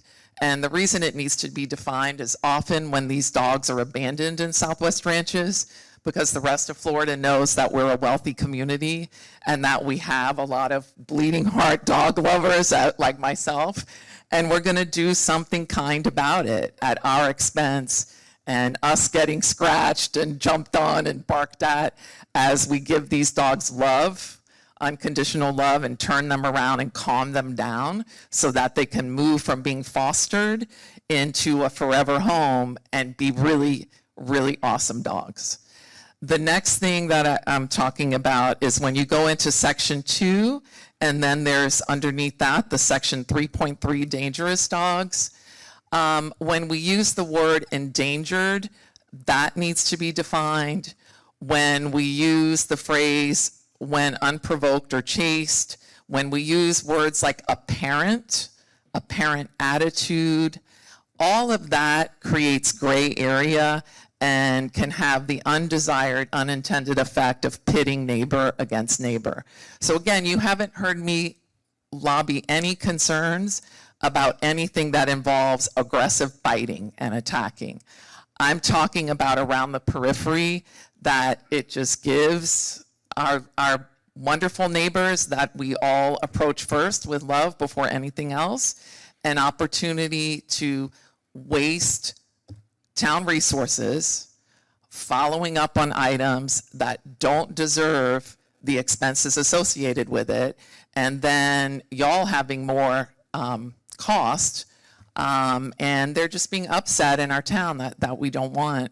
And so, for example, even this year when we didn't raise the millage rate, we didn't have to because the housing prices keep going up. So our budget here is still going up. Make no mistake. So just trying to wrap up here, and I do thank you for all this extra time. Looking at section 3.3, dangerous dogs, item 3, appropriate authority.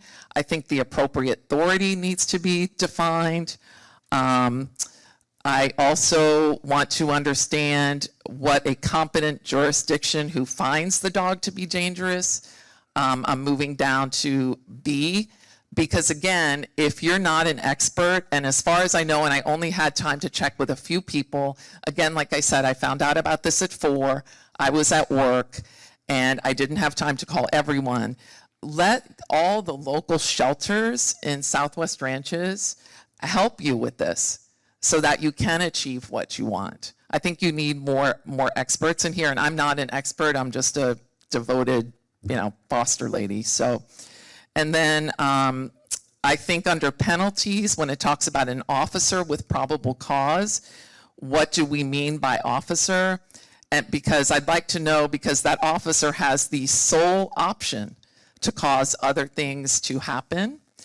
And I've sat in the magistrate meetings, and I think every single board member, knowing that, sometimes sharing all my thoughts in a group setting, we have sunshine laws and all, but I believe I've approached almost everyone individually about my views of our magistrate meetings in depth, so I won't repeat that here. And this just gives another chance for us to go off the rails. I thank you very much for this extra time, and I wish you a good rest of the evening. Thank you. Thank you, Anna.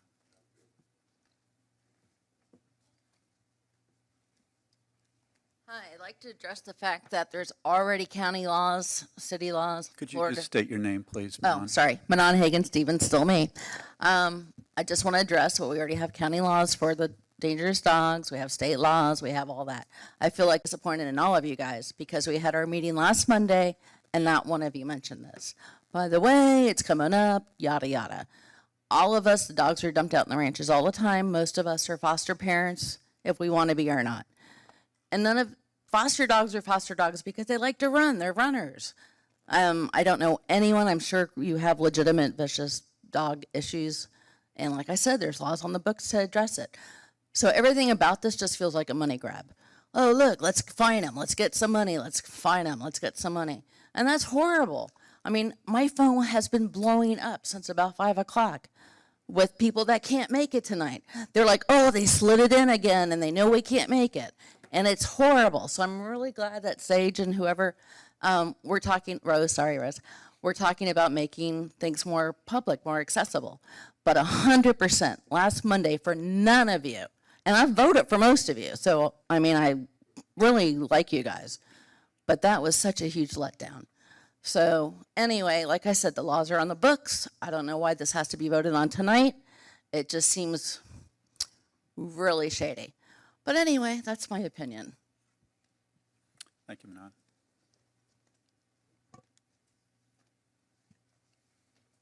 Debbie Green, 5201 Southwest 199th. So I'm Debbie, just... could you get a little closer to the mic? I don't think it's... or Better? turn the mic Better? a little bit. Better? Perfect. Okay. Thank Okay. So as you all know, this is very important to me. My husband was attacked walking on his Saturday morning walk that he does, a 6-mile walk with my neighbor every Saturday. They were out walking down 207th and out from a nursery, a pack of just dangerous dogs circled them. He was viciously attacked. Luckily, they were grown men and not the high school students from West Broward or around the track teams that go running through. And my daughter who trains for marathons and halves, and they kind of kept their ground and yelled and yelled and yelled, and finally the dogs just turned and left. But he had a bite on him like this on his thigh. You've all seen it. When this first ordinance got brought up, I came up here. The ordinance that was proposed, I was so not in favor of because it grouped runaway dogs or loose dogs in the same category as vicious and dangerous dogs, and came up and spoke about that. And you know what? I came to that meeting and I didn't speak during public comment because I waited to speak because I thought it was on the agenda. And then it got pulled from the agenda. So I asked to be able to speak, and I spoke to you all. So it was pulled from the agenda. Then I did see that it was when I looked at the agenda. Unfortunately, we went to only one meeting a month for, I guess, December and January, and now we're back to regular meetings.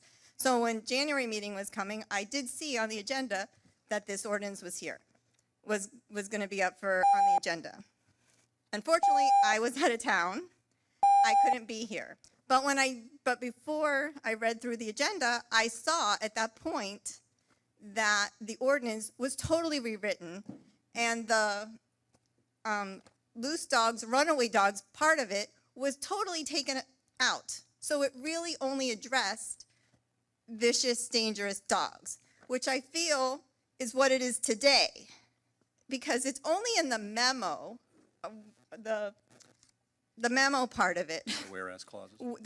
Right, where it says that although most dogs are good dogs, but through the entire ordinance, nowhere in there does it refer to any loose dogs or whatever. It's only dangerous, vicious dogs. So unless I'm missing something there, I'm going to ask you to. No, you're right. But I can tell you, when I used the Davies Safer Watch app, when I saw my husband when he came back. I happened to be at the farmer's market, and he was supposed to be meeting me, and I was getting kind of upset. Where the heck was he? And then I get a picture from him and see what happened. On the Safer Watch app, I reported it. They were at my house in 10 minutes, and they said there's been an issue in the town of, they've had calls in the town of Southwest Ranches. So I just think it needs to be addressed. I think this ordinance does address only the vicious and dangerous dogs. It does not address runaway dogs or loose dogs, which was the major change to it, which is why I think I'm in favor of this. But the only thing that I would add to this is that when there is a vicious attack, that the owner of that dog is required within 24 to 48 hours to submit the vaccination records. And if they don't have them, then they need to have their dog tested for rabies. That's the only thing that I've spoken to to several of you, that I think is still missing from here. Because yes, you have a financial penalty, but at the moment when somebody is viciously bit, what's more important is knowing if that dog has rabies, because only a certain amount of time that you have if you need to get treatment, and from what I hear, it's a horrendous treatment. So I only ask that you add that to this. Thank you. Great. Thank you, Debbie.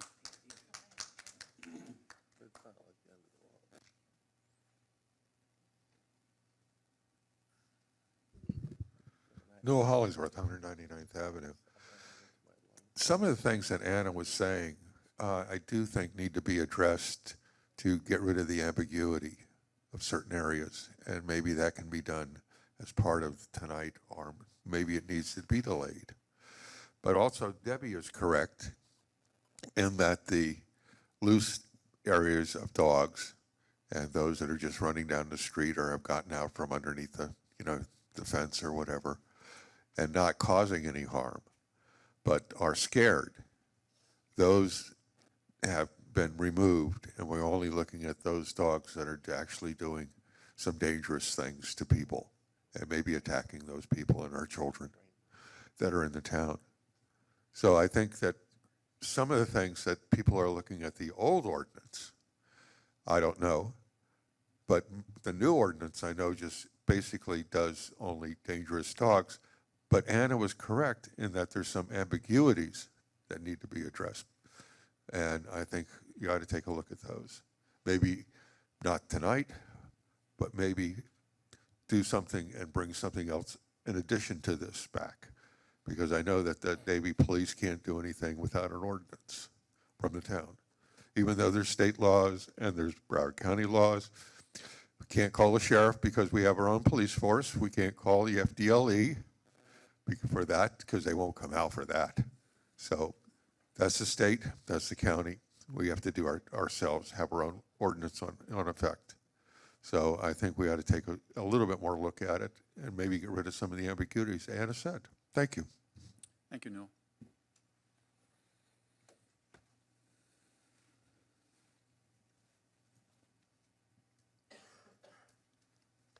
Good evening, folks. John Garotti, 162nd Avenue.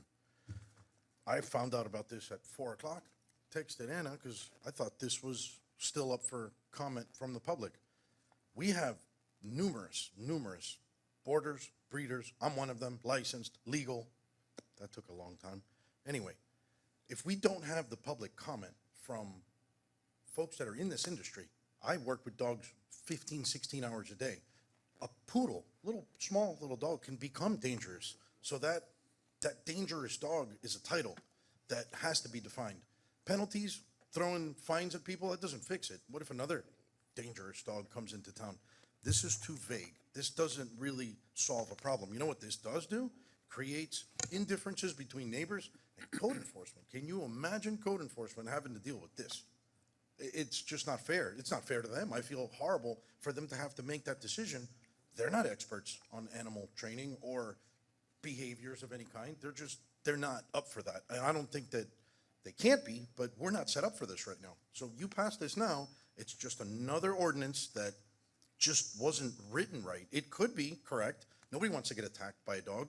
But if we don't have public comment from canine trainers, police officers that work with canines all day long, people that breed them, board them, that's us. We live here. We have, thanks to me, lots of licensed folks in this industry, legal now, that would like to offer you guys some advice. And, you know, you can hear them out, and maybe some of it will take and be put onto this stuff. But you got to get opinion from the people. You can't just toss this in here and say, let's do a vote. Maybe it was, you know, maybe half of it's correct. Who knows? But with public comment, we can clarify it. That's really what I wanted to say. Thank you, guys. Thank you.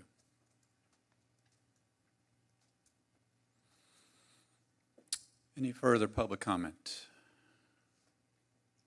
Seeing none, public comment is closed. I know I've got a list of comments, but open it up if any of you all want to say anything, or I can jump in there. Go ahead, Mayor. Go ahead. Go ahead. Go ahead. All right. Thank you for the feedback. Appreciate it. I will say, I don't remember, Debbie, exactly when your husband was attacked. I'm thinking it was September, October, in that time frame there.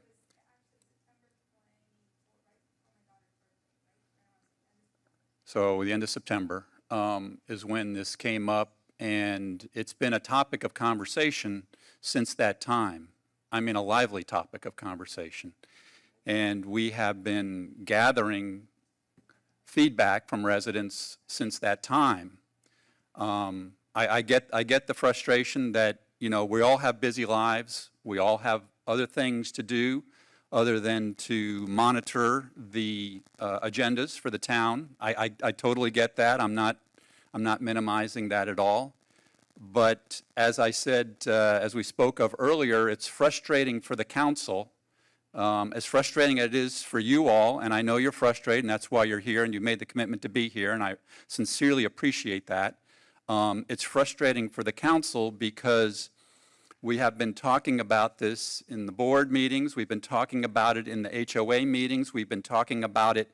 It came to the council once, and we realized it wasn't ready for prime time, and we tabled it and we put it off. And then it came to another council meeting, and it was in much better shape. As has been mentioned, the loose dogs portion was removed, and we were just specifically now looking at the vicious dog, the dangerous dog portion of it.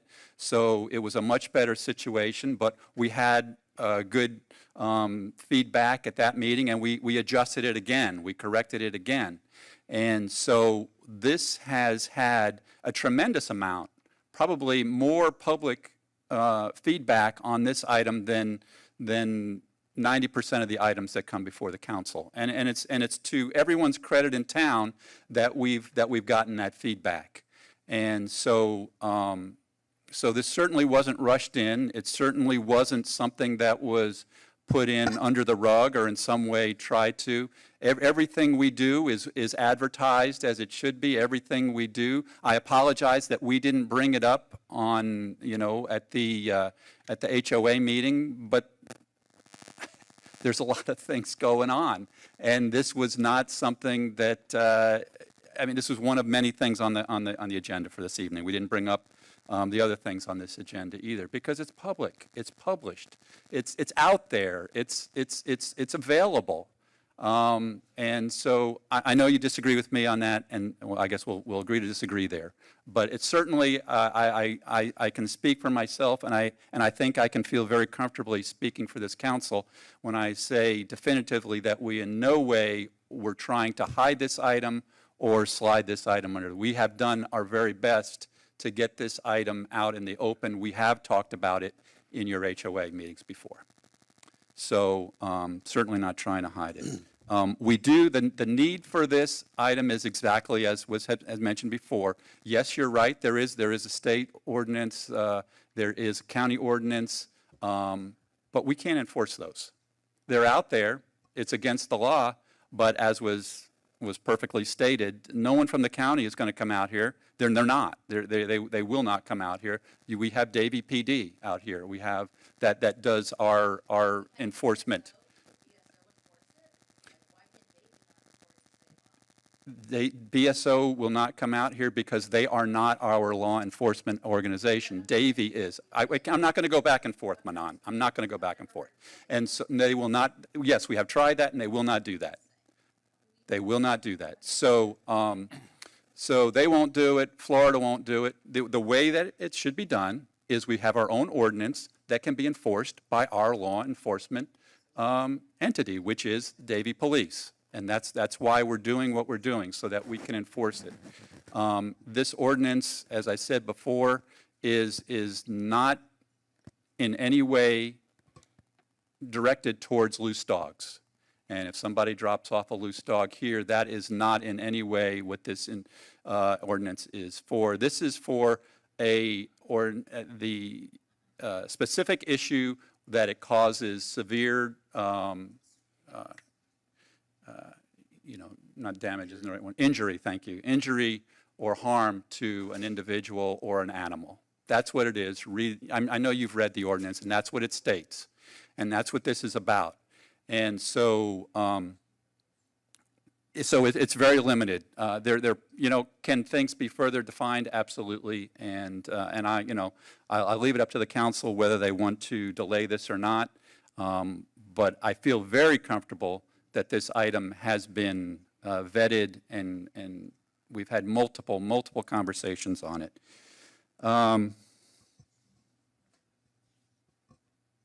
I appreciate, and I do think that the vaccination piece is something that is missing here and should be included. I think we should include that this evening. I would be in favor of that. I think 48 hours to produce the vaccination records is reasonable. It's reasonable. Kirk, I don't know the exact number of incidences that are out there. I can't, some are reported, some are not reported, obviously, and because we don't have the ordinance on the books right now, we don't have a record of occurrences, because we can't say that this many came up because we don't have an ordinance to go against. So unfortunately, I can't produce that for you. I think those were the last thing, let me just be clear.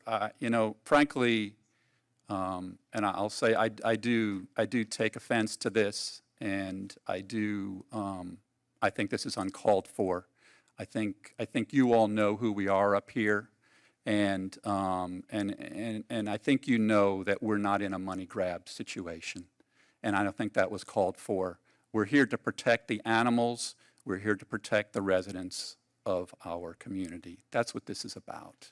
And so I'll leave it at that. What did I leave out? Any gentlemen, anything that... Steve, I don't think you left anything out. However, I do 100% agree with the rabies information. I just have a couple of questions on this. Number one, to whom should the dog owner produce the rabies vaccine proof to the town, bring it up here and collect it in the, register it at the front desk, and then what happens if that 48 hours, 40 hours falls during a weekend with like a holiday? You got Martin Luther King weekend or something like that, somebody couldn't comply with that time frame. Good point. I think, correct me if I go astray, I think it is law enforcement. I think I heard that, and that was my thought. Law enforcement is where you would go to it, and maybe maybe 2 business days. Yeah. 2 business days, yeah. And then I know that if you look on page 54 of 79, line 27, and I think maybe this may be a typo, because I've read countless regulations, and I think this should be reading, when a court of competent jurisdiction. Is that way it's supposed to be read? Correct. Okay, thank you. And then, since Mike was attacked, and I've read police reports that come in every week, there was one report of a dog attack that I remember reading where Davie Police had said they could not do anything because there's no ordinance for Davie Police to enforce. I remember reading that. They And can only enforce if they saw it occur. that's right. What's the case of that? Right. So that's kind of a little reason that in a general sense, this is a good idea. I would like to add that idea with Debbie had suggested, though. Great. Yeah, Jim? Mayor, I don't think that anybody really thinks that we tried to hide this in our last Civic Association meeting in District 3. I hate the Sunshine Law. And I'm afraid to say boo in front of you or anyone else when we're attending a meeting for the ramifications that come. So whether it was left out intentionally or whether, but I don't think that anybody intentionally misled anybody or didn't do that.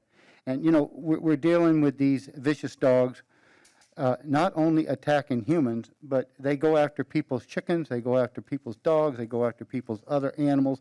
So this isn't dealing with just people. And I'm going to equate this, and I know it sounds crazy. You got to have something to make them responsible. If you're doing 60 mile an hour in a school zone and they hit you with that fine, that's responsible. This will make people responsible. It's not a money grab. It's to make them responsible. And really, that's a terrible way to have to do it, but we don't have any other recourse. I mean, you can't just go along and say, gee, I'm sorry. And I would approve adding that vaccination, whatever language would be needed for the vaccination records to be approved or for however length of time. I would agree to that also. Thank you. Thank you, Jim. Yeah, Bob? Yeah, I heard Anna talk about a number of terms that she wasn't comfortable that weren't described enough. Now, I heard officer and I wrote that down. I'm not sure how much definition goes to that. But Anna, maybe you can provide us a list. I mean, it sounds like this is going to come back. Provide a list of the words that you think need to go further, and I'll pick those up with Keith if they make sense to him. Okay. Are you giving me a look, Keith? Yeah, I didn't know it was coming back. That's the only, I was writing my notes. If we're going to add anything to do with vaccination requirements. That would be done now through an amendment. Got it. It's Okay. totally up to the council, but, I didn't know what you want to do. Yeah, I only caught the one term. I'm not sure what else she had said in terms of defined terms. So I don't really have much to add to that unless you want to give her a minute or two, Steve, to address. Well, we're gonna probably vote on this tonight. Well, so yeah, there won't be another meeting. If you can give the list, I'd like to see the list as well. Yeah, Gary? Yeah, well, I'm just listening, and I'm wondering if we should table this to the next meeting or 2 meetings from now, so we can gather enough time, to put this together. We don't need to have this in place tonight. We can. we can stretch the deadline here and get a little more information on some of this. And I will say this, Kurt, as a victim of 3 dog attacks, I walk a lot in Rolling Oaks. I can tell you it's no fun, and it's extremely dangerous. And when I'm out walking, I'm armed with pepper spray and something a little bit more. And it's not something I'd like to do, but it's something that I have to do. And unfortunately, yeah, and it's very scary. Okay, and I can imagine if there's a small child, and luckily I'm an adult, and but I could just see a small child playing outside and then being attacked. We have, I forgot the name of the breed. It's something Kano. I forgot. It's a. Yeah, I have a neighbor that had 2 of them, and they were not allowed to leave the house without a muzzle on because they would kill dogs, kill other dogs that wandered into their property, or if they got out. Right. You know, there's people that have these type of animals out there, and they are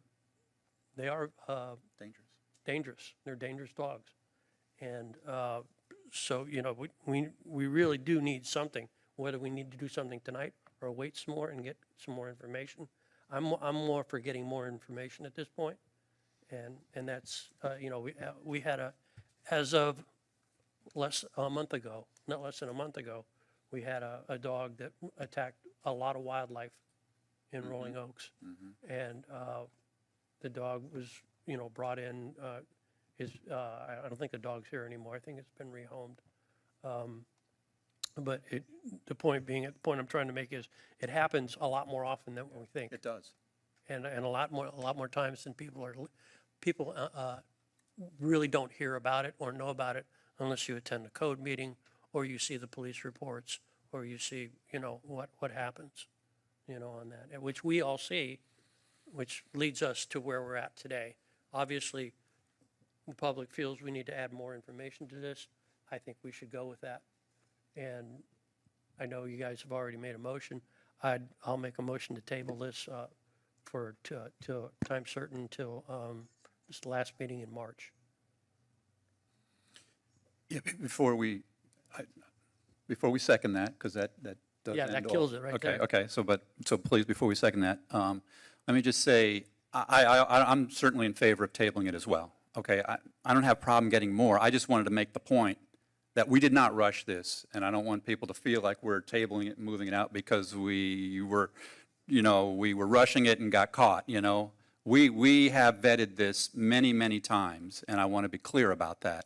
But clearly, there's additional residents that would like to have input on it, and so I don't know anything pressing either that would cause us to have to do this right away. So I would support the tabling of it.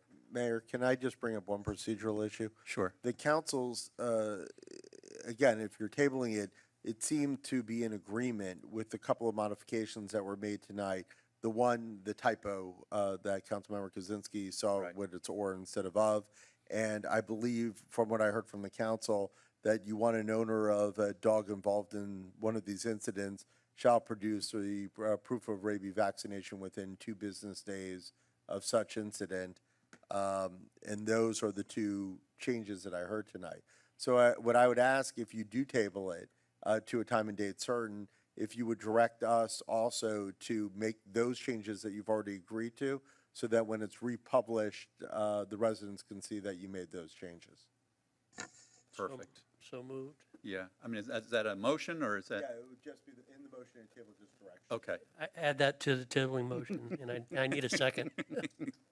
I'll second it. Okay, we have a motion and a second. If you can please call the roll. This motion is to table.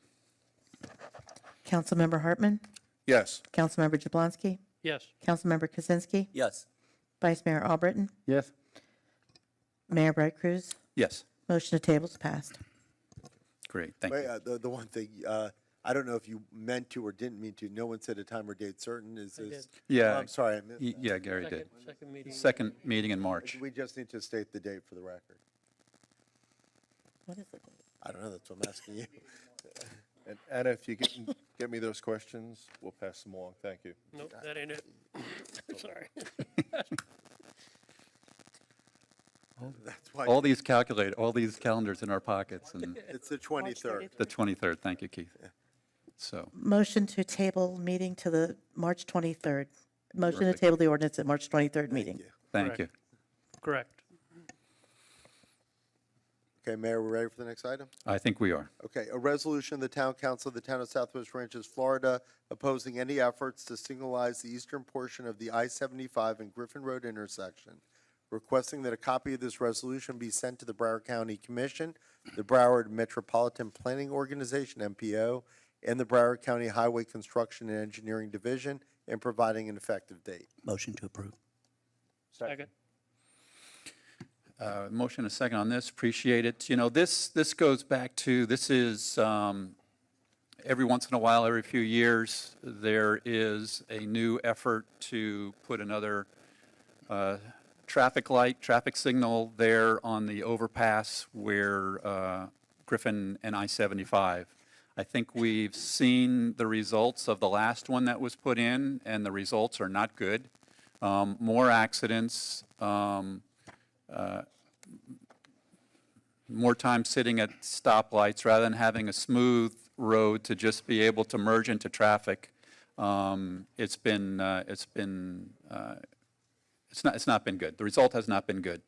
And so now there's talk of putting that similar type of traffic signalization on the other side for the other opposite direction on I-75. And to me, it makes zero sense. Seems there has to be other projects in the county that are more worthy of our county funds than this.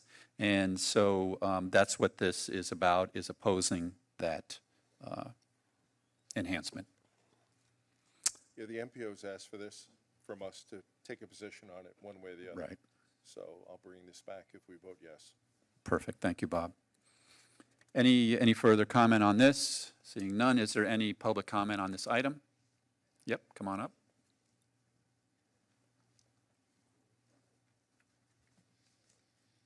Hello, Anna Coldis, 16201 Sterling Road. I've been sworn in. Thank you very much. I happen to work at Port Everglades, about as east of Fort Lauderdale as you can get. And I do on occasion feel like I'm taking my life in my own hands when I turn off of Griffin, Dykes, onto Griffin to get on I-75. So I'm not an expert to say whether an additional light or not is needed, and it resonates a lot with me how we as a town are trying to minimize all of that stuff. However, it may be worthwhile if we do have the money to do a small traffic study, because from about 7:10 or 7:15 until about 8:30 in the morning, and then again from about 3:45 until about 6:30 in the evening, it's the Wild West. And you see people going around school buses and what is it called? Trucks for the nursery trucks, and everybody cutting each other off. This morning was one of the many mornings I got screamed at. Somebody rolled down their window. I'm on that, do not reply type thing. And it's wild. So I can see why it's being brought up. There may be a better solution. I don't know what it is. I just wanted to point that out, that it's bad. And it's bad every morning and every afternoon. I don't routinely come up to complain about this and that, not my style, but since I'm here and it's on the agenda, it would be worth it to look. And probably when it's the worst, is just those are some pretty big time frames, but especially between like 5:45 and 6:30 in the afternoon, and from probably 7:45 to like 8:30. And there's just piles of cars trying to turn left onto 75 North without a light. And then some of them run down to where you have the road that the Publix is on, and then do the U-turn and trying to time, like running across without the light as these big trucks are coming. And yeah, it's a thing. Thank you so much for letting me speak again. Yep.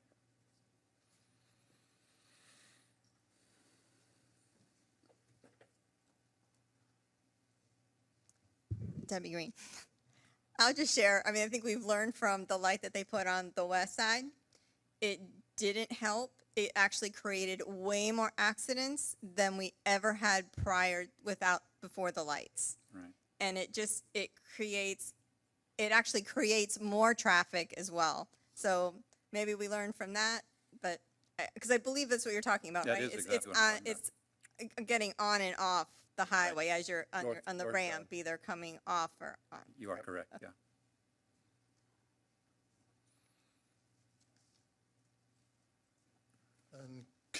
Kirk Hobson Garcia, 16201 Sterling Road. A couple times I've had to take Anna to work in the morning, and I could attest to having to sit there for several minutes and to make that left turn off of Griffin Road onto I-75 North. I've even gone down to volunteer, and I've made that U-turn to come back because the line of traffic was so long. So maybe that can be a signalized intersection for a certain period of the day, and then at other times it's just a flashing yellow light. And that might be a good compromise, but in the mornings, it's really, really bad. Plus the storage on that single lane. Now I'm going into engineering terms, so sorry about that. But the storage on that single lane isn't enough in the morning. I'm not too sure about in the afternoon, but definitely in the morning from about 6:45 a.m. until about 8:30 a.m. It's a pretty bad turn. I mean, sometimes it might let up, but most of the time during that time, it's pretty bad. Okay, thank you. Thank you, Kurt.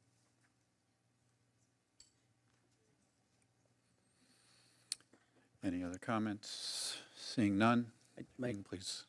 Yeah. I remember reading this, and I don't remember the source that I read it from.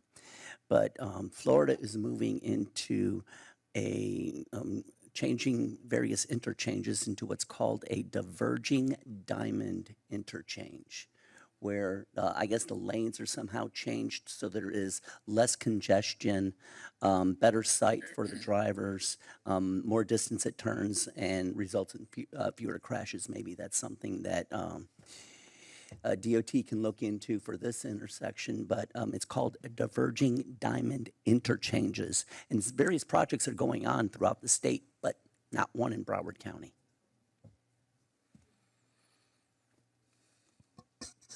Yeah, Jim? Yeah, Bob, I understand the light getting off of I-75 headed eastbound onto Griffin.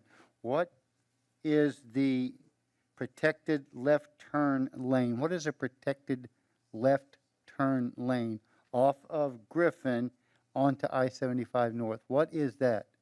A protected turn lane, what it says here. Not in the main traffic lane. It's Kind of what we have now. We have a left turn lane that is distinctly added to the traffic. Okay, That's the left-hand turn lane. I So think we- that's protective left-hand. so we already have one. They would add one there. They would add, so it'd be two. There's one there now? Is there, yeah, there is actually. I don't know if they'd be adding a second one. I think they're just supporting the one that's there. All right, but we're looking to not have a light when you get off of that exit, like we have a light coming from the north-south from, The exact same scenario that's there today to go southbound on I-75 is what they want to replicate over the bridge going northbound on I-75. Right. Same configuration. So Right. they would change the lane coming up. It would all be modified to work like the rest of the I-75 does, as a matter of fact. We're the only ones left with lanes like this. but the current lane works pretty I'm good. not saying Oh, we oh, should change no, it. I think it's right, perfect the right. way it is. It Yeah. merges, I mean, there's no stop, go, no traffic. I mean, I heard what Kirk just said Right. about storage. Right, Those two lanes have to go all the way back to Volunteer and all the way to Dykes Road. Yes. If they want to be able to fit all the cars that wait there. Because on the southbound side, I see plenty of times where there are cars actually sitting in traffic, waiting to get into the left-hand turn lane to go south. right, So right, we're just duplicating what we have. yeah.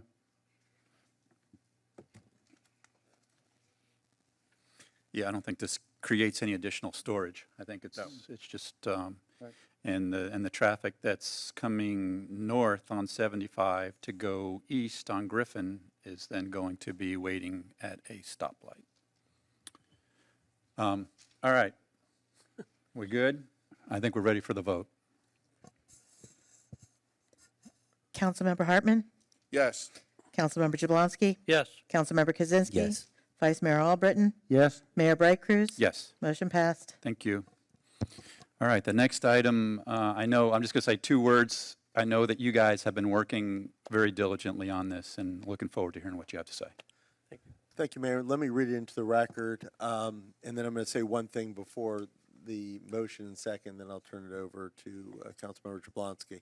A resolution of the Town Council of the Town of Southwest Ranches, Florida, approving permitted use agreement between the Town of Southwest Ranches, Iglesia Misión Vida, Inc., and Weston FC, Inc., relating to the property located at 17950 Griffin Road, authoring the mayor, town administrator, town attorney to execute the permitted use agreement and providing an effective date. One thing I just want to mention, Newell Hollingsworth did an excellent job going through the agreement, which was actually drafted by a pretty good law firm. And there are 2 things that I agree with on him that I will try to get. There's no guarantee, but I just want to read it into the record. And that is on 6, item C, where it speaks about temporary signage. I'm going to ask them to please update that to write as permitted by the town code. And similarly, I agree with what he wrote on J, to swap the word music to sound. So it's any amplified sound. So at this point, I'd like to appreciate a motion and a second with those potential changes if we're able to get it, and then turn it over to Councilmember Jablonski. I'll make the motion with those stipulations. I'll second. Okay, I'm on. All right. This is going to take a few minutes, so please, everybody, please bear with me. Keith and I have been working on this diligently for several weeks, and we've come up with a plan that we think will work for everybody. First, let me give you a brief history of the 5-acre soccer field in Rolling Oaks, which will further make sense as to where we're at today. In 1994, Lutheran Church Extension sold the property to Classis of Florida Reformed Church in America. In 1999, Classis of Florida sold the property to West Broward Community Church. In 2013, West Broward Community Church sold the property to Iglesias Mission Vida, who are the current owners. This is a classic case of give an inch and take a mile. In the mid-1990s, before we became a town, the church at that time asked the community of Rolling Oaks if they were okay with a kiddie soccer program. Rolling Oaks agreed in one of the Rolling Oaks meetings. I was there for that. Immediately after that, the parking became a nightmare at the front of Rolling Oaks in the late 90s, and we had to have the church put up no parking signs along 178th at their expense so that all the soccer moms and non-residents would stop parking and blocking 178th. Literally, you could not get in and out during the soccer practices and matches. And not to mention the hazard of small children darting in and out between the cars into the traffic on 178th. And this was before we became a town, and BSO was our enforcement agency. For unknown reasons, the soccer program stopped in 2010 to 2014. The church was then sold again in 2013, as I mentioned earlier, and the soccer program was revived in 2014 to 2020 when it was shut down by COVID. I was not sure who the users were at that point, if this was the people we're dealing with now or somebody previous. When Weston FC Soccer Club started their lease of the 5 acres, that's unknown to me. We do know that the league proceeded to heavily invest in 2 regulation pro-size fields on the 5 acres, which does not conform with the CF zoning, since it was considered commercial. The problem is we allowed the soccer play there for several years that I've outlined, and we're here, and this is where we are today. So no good deed goes unpunished. Kiddie soccer to pro level with all the baggage accompanying it. In the process of clearing the 5 acres and removing all the exotics, a great deal of damage was done to the property to the south, such as 800 feet of fencing was destroyed. Numerous plants that were buffer for the southern property for the noise buffer of kids playing soccer was removed, as well as trees, and the electrical service to the residents was downed. And I do have some photos, if you guys could bring those up. If you could just run through like a slideshow. This is the new fence that's put up there right now. Next picture. These are holes that exist right now along the horse trail on 178th for the irrigation that hasn't been covered yet. These are the parking signs that mostly have fallen down. They're 25 to 30 years old. This is debris that has been left there by who, don't know who. FBL. It looks like FBL, but still required. That's a silhouette of me taking a picture of the hole. Next picture. There's more holes and more debris and piping and irrigation laying around. We have permanent food trucks that act as restaurants, unlicensed, on the property, on the church property. This is the electrical cable. That's a 220 line. I have to duck to go underneath that when I took that picture, and that was that way for weeks. It was left that way until Keith and I got involved, and it was immediately repaired. I received numerous phone calls and conversations on my weekly exercise walks from all the Rolling Oaks residents as to what's happening there. I started having meetings with the town administrator and town attorney to help the community, and especially the property owner to the south. We drew up a list of conditions that had a lot of back and forth with the attorney representing the soccer league and the current church that you have before you now, and I will cover the 23-item list quickly to explain the items. I believe this agreement is in the best interest of the town and the community of Rolling Oaks. Also, any site change plans that I mentioned before would require a quasi 5-0 vote. So I'm going to go through these. So understanding they can't, once this is agreed upon, they can't do any changes, and I'll enumerate what these are. If you go to number 6, permitted uses, the soccer club agrees to install a continuous hedge such as cocoa plum, which they have now planted, along the northern side of the fence installed. That the fence was installed at our request to replace the fence that was torn down. And as you can see, they put up a quality fence. It's a solid vinyl fence. It has missing parts on it, and it still needs to be put together. Their church, the hedge should be maintained at 8 feet high to be a plant buffer or noise barrier from the for the property to the south, and it must be kept in good condition. B, the soccer club agrees to maintain the swale on 178th Avenue using the same schedule that was done to maintain the property. C, the soccer club is permitted to continue to use the signage on the property and will add an additional plate to the existing signage that says at or in the town of Southwest Ranches. That sign, by the way, is on the extreme west side of the soccer field, and it faces the church at midpoint. It is not out by Griffin Road. The soccer club is permitted to use temporary signage. Any new permanent signage must be no larger than the existing signage and must include at or in the town of Southwest Ranches. D, the church is permitted to advertise its services and events separate from the soccer. E, the soccer club will not use the house of worship as a permanent place of business, which was what their plan was, to receive mail and have meetings. The soccer club is permitted to continue to use the inside space of the house of worship for such things as holding meetings, preparing and planning lessons, schedules, training curriculums, practices, viewing games, and practice video, use of the restroom facilities, and similar type activities. F, the soccer club will not have web promotions listing the property, but is permitted to mention the property when describing the locations of the fields for training and games, and not provide any further details about the property on any web promotion. They originally listed it as they owned it. So we needed to straighten that out real fast. They were leasing it. The soccer club will not use any field lighting without first obtaining permission from the town. That would require a 5-0 vote from the town.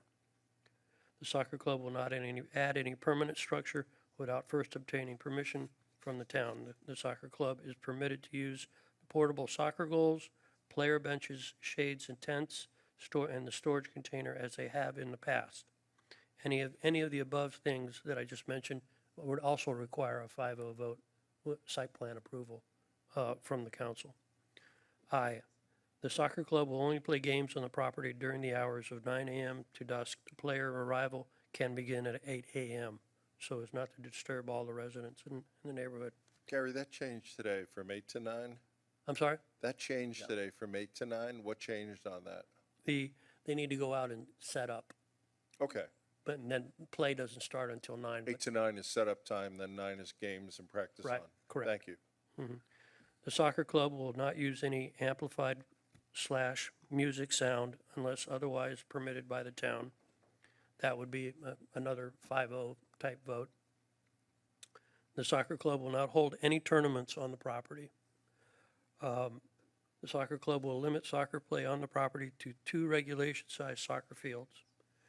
M, the church will only have food trucks on the property as permitted by the town code or otherwise permitted by the town.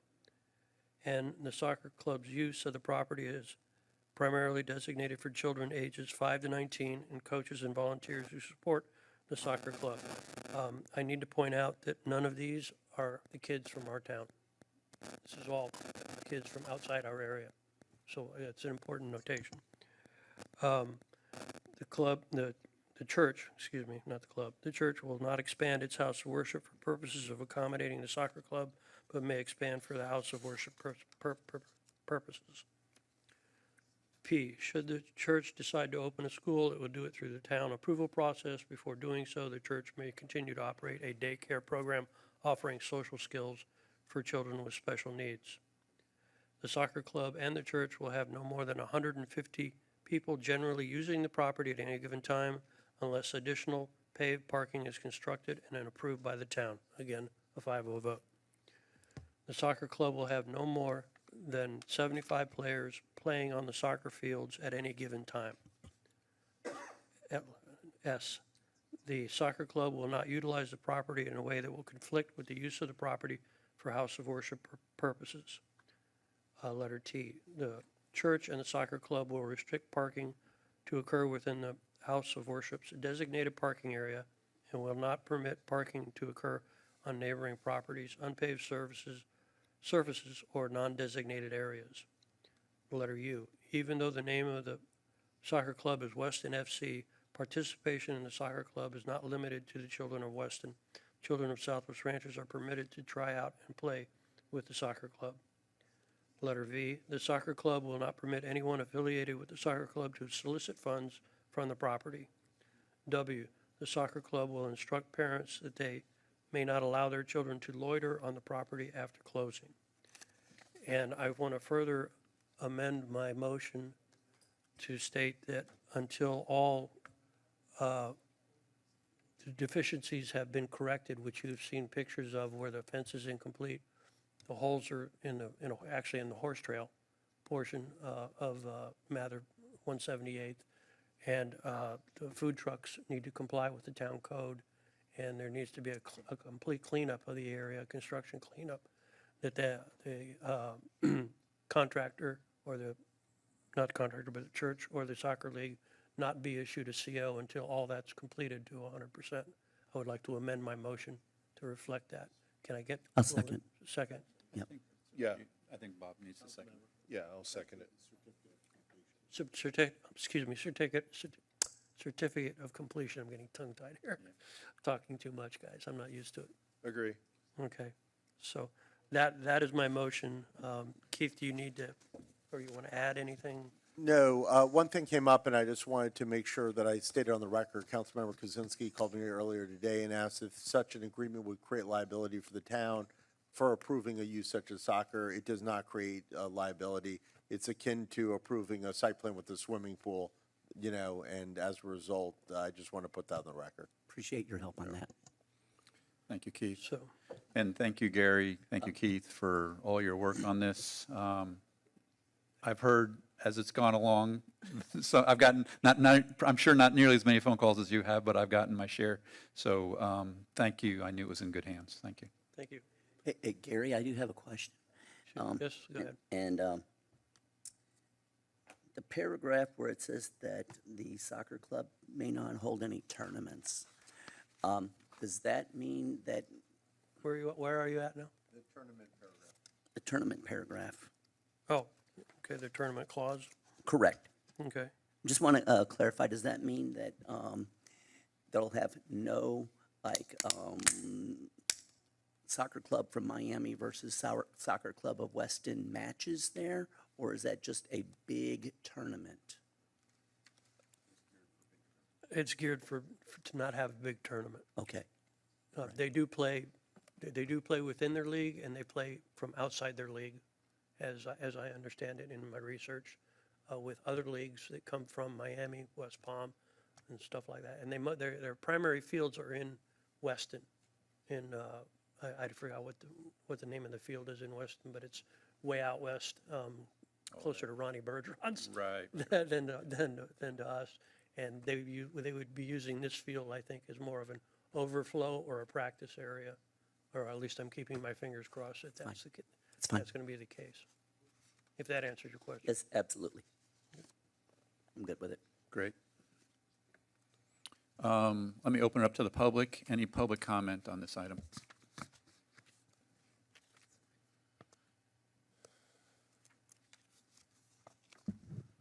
Noah Hollingsworth, 199th Avenue. The original one that was published in the online that I got a copy of, I had marked up with a lot of red. And the amended one tonight took care of many of those problems. Keith suggested too that he's in agreement with for you guys to pass.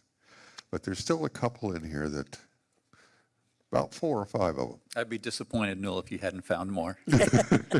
No, these are ones that I had before that Keith doesn't want to go forward with, but I think that they are significant. Taking a look at E, and it's the last line where it says, comma, and similar type activities. That opens it up to a wide range of cherries and apples and oranges. I'd like that deleted. And instead, put as long as the house of worship is in continuous use. Now, if they stop using it as a church, but maintain it as church property, then it becomes a clubhouse for the soccer group. So as long as they're holding church services there, and they continue to hold church services there, then I see no problem for them using it as an ancillary item for the holding of meetings, planning, training sessions, all that other sort of stuff that churches all the time have. But when they stop having services there, then they turn into a pumpkin. That's, okay. And then down in J, that Keith did say, instead of music, saying sound, because we had on 198th, we had a commercial equestrian that had equestrian events. Can I continue on? Equestrian events, and they didn't have sound, but they had a sound system for announcing everything. And you could be in your house with the windows closed, the TV on, and the air conditioning running, and you would hear it really good in my house. So the neighbors that would be there, if they have any sort of sound system, would be affected immensely, because I have been affected by such a sound system. Okay. Then over in Q, which is the top of the next page, no more than 150 people generally. That opens it up to, we generally have less than 150 people, but today we had 300. I would like to see that after 150 people, that it can be shut down. Having a generally anything opens you up where, well, the average is less than 150 over the last year, but today we had 300, 400 people here. So, you know, it's like saying that, you know, where they have the maximum capacity. That is the maximum capacity is 150 people. And I think that's it. Those couple of items, I think where it needs to be continuously as a house of worship, and the soccer is a ancillary item, and that similar types of activities, what is a similar type of activity? It could be anything they define it as, and say, and instead of music, sound, not music sound / sound. So thank you. Thank you, Newell. Appreciate it. Any other public comment on this item? Kurt, we're going to make you a regular here. Come on. Kirk Upson Garcia, 16201. Just to help this, the city, the first thing that popped into my head is that beautiful white fence. In 2 years' time, it's going to be covered in green mold if it's not maintained frequently. Who is responsible for the maintenance of it? Church. Is there a frequency for them to put some spray it? And are they going to do the front and the back of it, or are the residents on the other side responsible? They're responsible to maintain it. However, they won't see the other side of it. Yeah. So who's Because responsible? it's on private property at that point. Right. It's the residents that will probably complain. Yeah. Or make note of it. Yeah, because there is a similar fence like that in the city of Miramar, and 30 years later now, the city has to go in and paint it and wash it and do everything because there was no agreement put in place at that time for who is going to continue the upward maintenance of it. You know, so Yeah, but this is on private just an item. If you are happy with it, I'm fine with it, but I'm just throwing out to you that I think you need to have a little stronger language in there because of my experience about long-term maintenance. Understood. And then the repairs on it, on if pieces fall off and stuff, how long it should remain that way until it's repaired.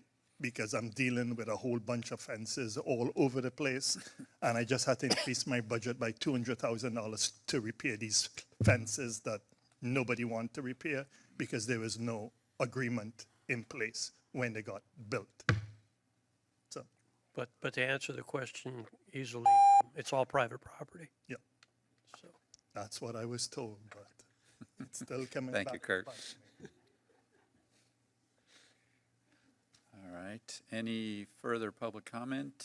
But I would like to mention that the number of people that we came up with for the 150 people, it's not the max cap, but it's close number, is by the designated parking areas. So we were figuring that there's like 70 some odd, I forgot the exact number, but just slightly over 70 parking places, and they're not allowed to park elsewhere. Right. So that limits the scope of the number of people Okay. that can participate on that. You know. I'm happy to chime in on that also. The 150 generally, because when we called Jeff Kadams and said they have 75 spaces there, how many people can they have? The number was much greater than 150. So we negotiated roughly 2 people per car, but and that's how we came up with 150. But Jeff, do you remember off the top of your head for 75 spaces, how many people could they have? I don't, but when you consider the nature of the use, you could have 3 and 4 people per car in some cases. So that's how we came to generally. It's much less than they actually technically could have. So, I think the question was around not the number. I mean, the number sounds good. The word generally. Are you comfortable with that word? Very, because I wanted to give code enforcement the ability to make a discretionary call, because if there was 152 people out there. Yeah. Yep. That was why. Okay, good, thank you. And one other comment I'd like to make is that in the page 1, number 5, on duration and termination, if they're in violation of any of this agreement, they have 15 days to cure it. Come in compliance. You know. Good, So, or the deal is null and void. okay. So question about this. This is between the town, the church, and the soccer club. What happens if there's a change of ownership on the property, the church itself? I mean, churches come and go in our town. We've seen it over the years. This is binding upon successors and assigns. That's why it's recorded in the public record by the town, actually. And one thing to note about that, for this to be an agreement, the church or a house of worship always has to be at that property. If it's not, then it's a commercial use, which is not allowed at all. So a house of worship always has to be there. And also, although it sounds long, this is only a 30-year agreement. I know it sounds long, but you know, if anything does change, they're going to have to renew it at some point. Good. I believe that church is probably close to 25 years now. Well, that site's been much longer than that. Yeah. Not much longer. Not much longer. I think it was about 25 years ago. That they, 94? Yeah. I checked the BCPA on all that I read, that came off of the BCPA site, and Really? et cetera, et cetera. Yeah. It was cows before that, I think. 29 Right. years. 29 years? I said 30, so it's close. Since, well, I won't go into it. That building has not been there that long. I'll put it that way. Building. That's what I was going off of. Because I remember, I will go into it. I remember going into Country Isles. I went to a church. I was visiting a church when we first moved out here 27 years ago, and it was being held. Their services were held in Country Isles, and believe it or not, they had a model of that building in the church, and that's what they were going to build there. So I know it was not built 27 years ago, and so it's probably about. That's why I said about 25 years ago. You must have known Ralph Clifton. I only visited the church once, so I can't really say. He was one of the deacons who built that place. Is that right? Yeah. Nice. Yeah, I remember it being built. Yeah, I remember watching it being built. Yep. All right, any further, now that we've gone down memory lane, any further discussion on this? Seeing none, Deborah, if you could please call. Councilmember Hartman? Yes. Councilmember Jablonski? Yes. Councilmember Kaczynski? Yes. Vice Mayor Albritton? Yes. Mayor Bright Cruz? Yes. Motion passed. Thank you, gentlemen. Yeah, thank you. Great work on that. Good hard work. Yeah. And Keith. All right, discussion item number 13.